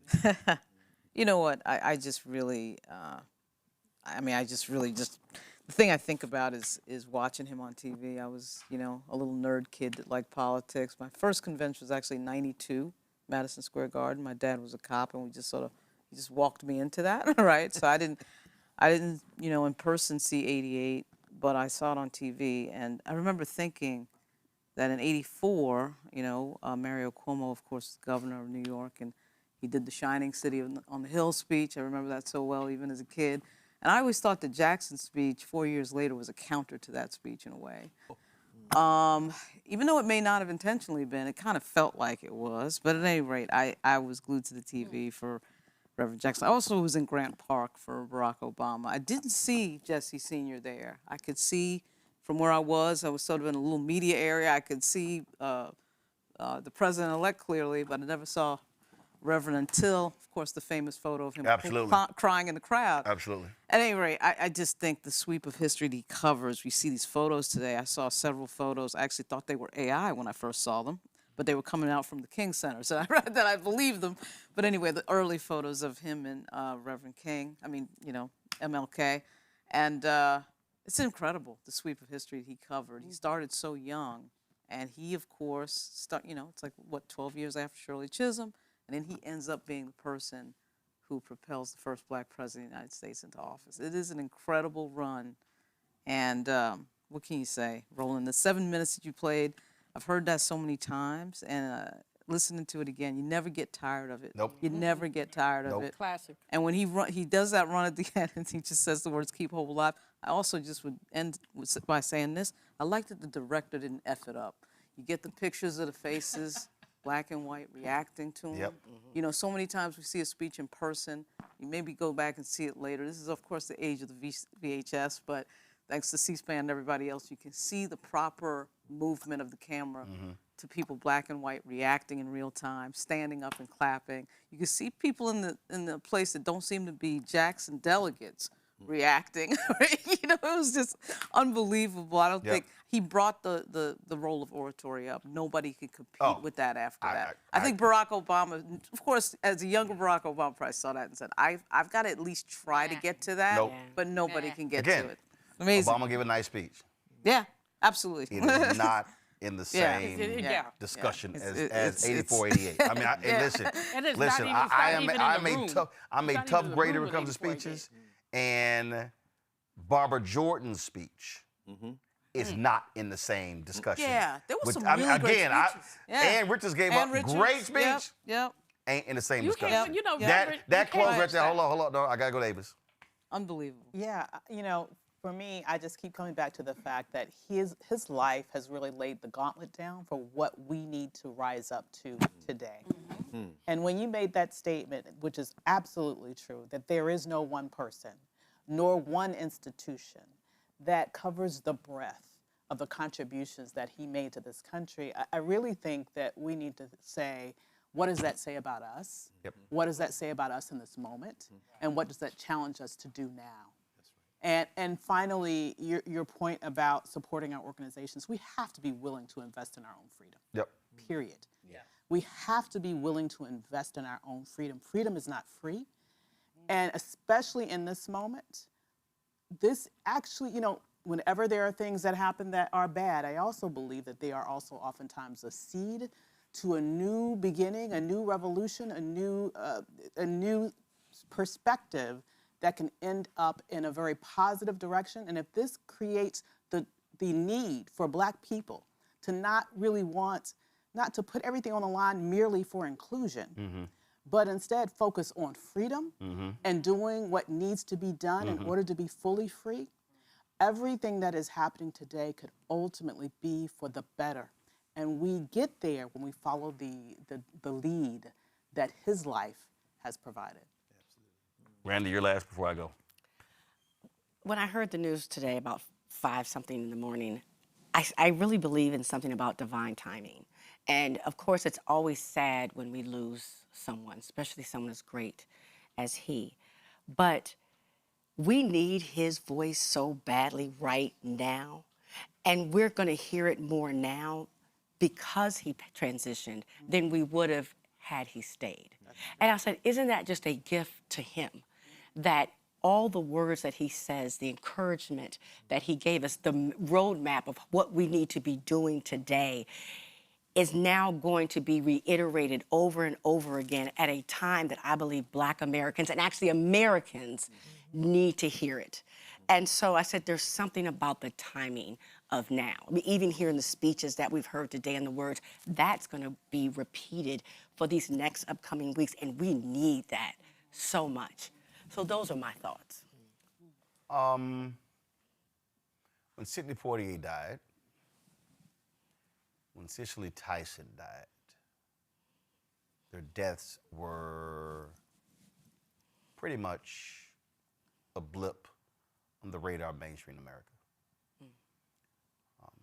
In the case of Sidney Poitier, he had been out of public view for quite some time. Even when Robert Redford died, really wasn't a lot in terms of coverage that one would expect. Robert Duvall just died.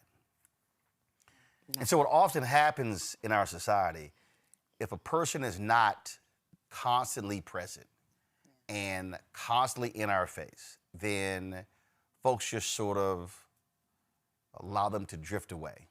And we don't spend much time talking about them, reflecting. When that man died, Harry Belafonte, we did tributes for 2 weeks. And there were people who hit me and they said, man, that's a lot of tributes. Not enough. I said, he died at 95. I said, Harry Belafonte literally lived 10 lives in one life. When you talk about the continuum from Paul Robeson to MLK to Nelson Mandela, that was Belafonte. For Reverend, many of us were expecting this to happen in November, but he lived 3 more months. And we initially planned for this to be 2 hours. Then I said, well, we're going to do 3 hours. We'll do phone calls in the third hour. And clearly, we've hit the 4-hour mark. And we're going to be having tribute. Cleola Brown, Reverend Freddie Haynes, and others, we couldn't get them. So we have the tribute every single day. The reason this is important, because I've been looking at folks saying all sorts of stuff on social media. A lot of BS, a lot of crap. And what we understand is you cannot let somebody else control the narrative. Yep. I've always believed that. I don't watch CNN, MSN, MS Now, Fox. I don't. I turned them on this morning. I just wanted to see what coverage was like. They did some coverage, then it was back to other stuff. And I said, no, that can't be the case. That we are going to give proper tribute. See, the reason that quote from the Freedom Journal, the nation's first black newspaper, resonates, and why this mural's in this office. We wish to plead our own cause too long, but others spoken for us.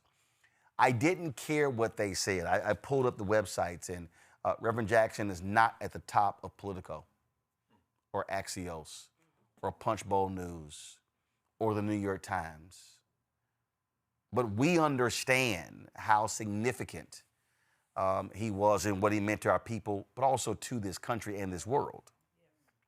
And so we have tributes every single day. And we also, the reason I wanted to hear some of the funny stories, what Michael said was hilarious, is because y'all can put up the picture of my parents. So I'm moderating a panel at the Congressional Black Caucus Foundation. And this is probably within a year or so after we find out that Reverend Jackson had another child. That child was Ashley. And so it was not discussed by lots of folks. And so we're sitting, I'm moderating this panel, and Jesse Jr. goes, in the middle of the panel, y'all, don't Roland look like he could be my brother?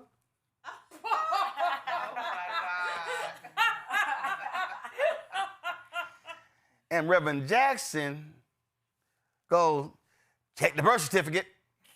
Now I'm moderating the panel, and I go, clearly we've gotten over the baby. Yeah.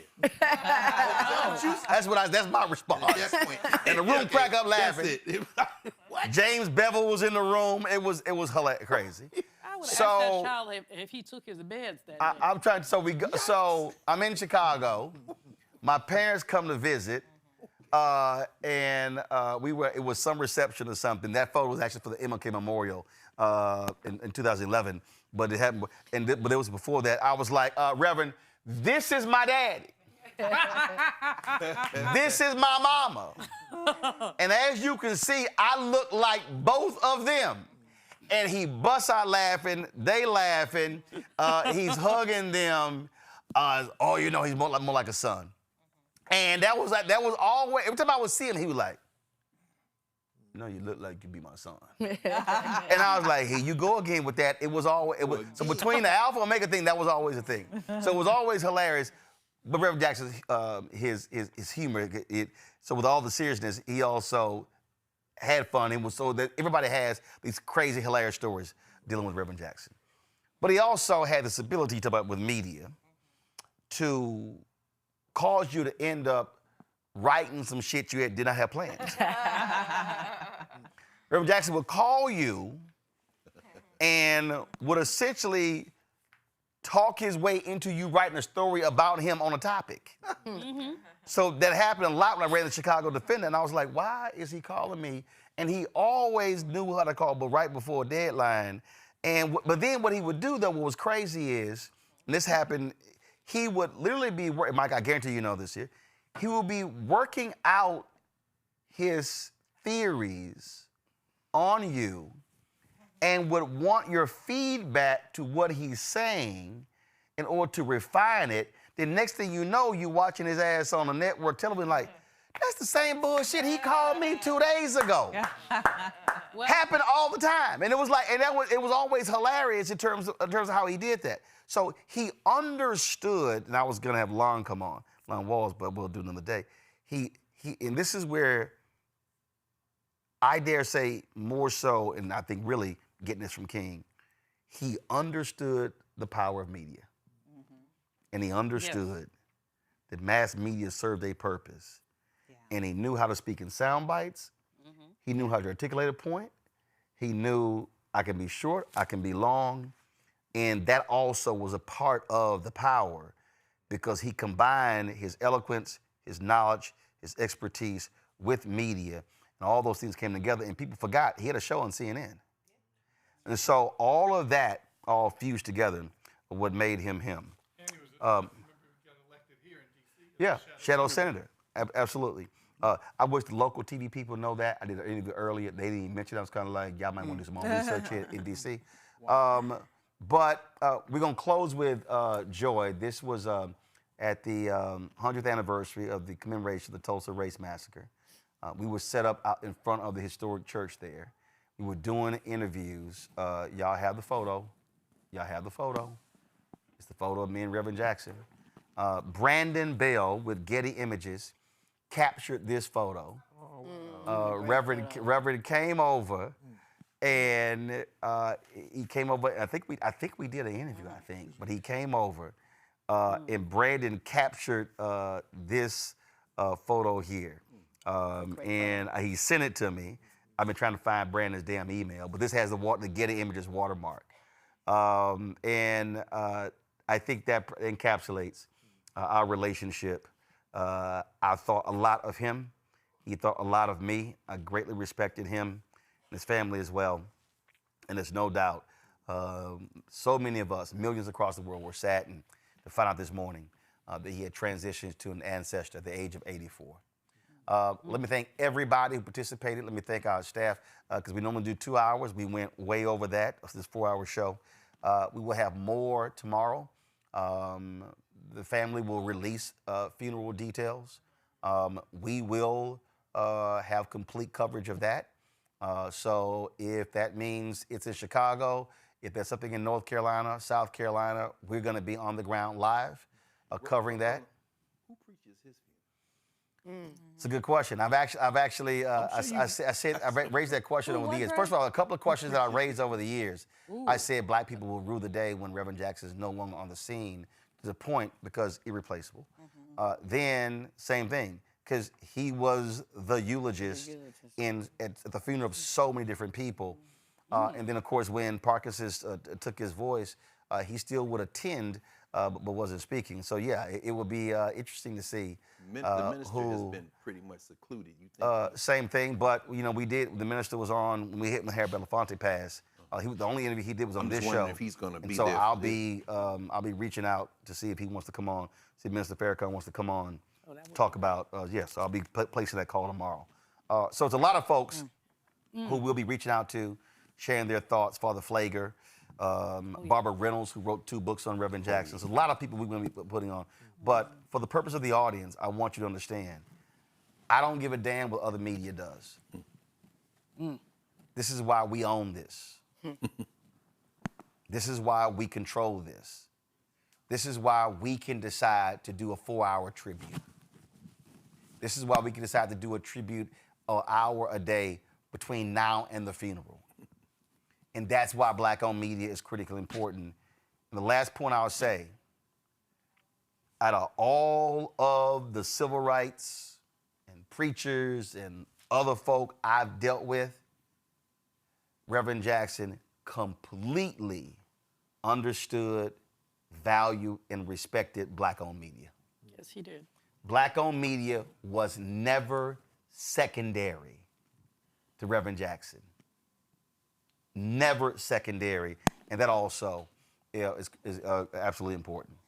Folks, if y'all want to support the work that we do, which nobody else in black-owned media is doing, please support us via joining our Bring the Funk fan club. As I said, we've had almost 37,000 donors since we launched this show September 4th, 2018. And so if you want to contribute via Cash App, use the Stripe QR code. You see it right here on the screen. That's for Cash App and credit cards. Check some money or to make it payable to Roland Martin Unfiltered, P.O. Box 57196, Washington, D.C. 2003 7-0196. PayPal's R Martin Unfiltered, Venmo RM Unfiltered, Zelle, Roland at RolandSMartin.com, Roland at RolandMartinUnfiltered.com. Download the Black Star Network app, Apple phone, Android phone, Apple TV, Android TV, Roku, Amazon Fire TV, Samsung Smart TV. Be sure to support us with our products. Of course, you want to get our swag, our shirts, hats, T-shirts, all that good stuff. Go to shopblackstardnetwork.com. Then also, listen, Reverend Jackson understood the importance of black-owned companies. All of the products that you see on the Shop Black Star Network, those are black-owned companies. So whether it's toilet paper, whether it's candles, whether it's art, you name it, all of those companies, Randy got her truthing cards on there. All of these companies are black-owned companies. And when you buy their products through our website, you're also supporting this show as well because some of the proceeds go back to us. And so go to our marketplace at shopblackstarnetwork.com. You also know I believe in all black-owned media. Fanbase is a social media app. Every one of us should have an account. Download Fanbase today and support them as well. Folks, that is it for us. We want to thank all of y'all for watching. Y'all have been hanging tight. Several thousand folks have been watching us on our app, on YouTube, on Facebook, and we appreciate all of you. We will see you tomorrow as we continue to celebrate the life and legacy of the iconic Reverend Jesse Louis Jackson Sr. See you tomorrow.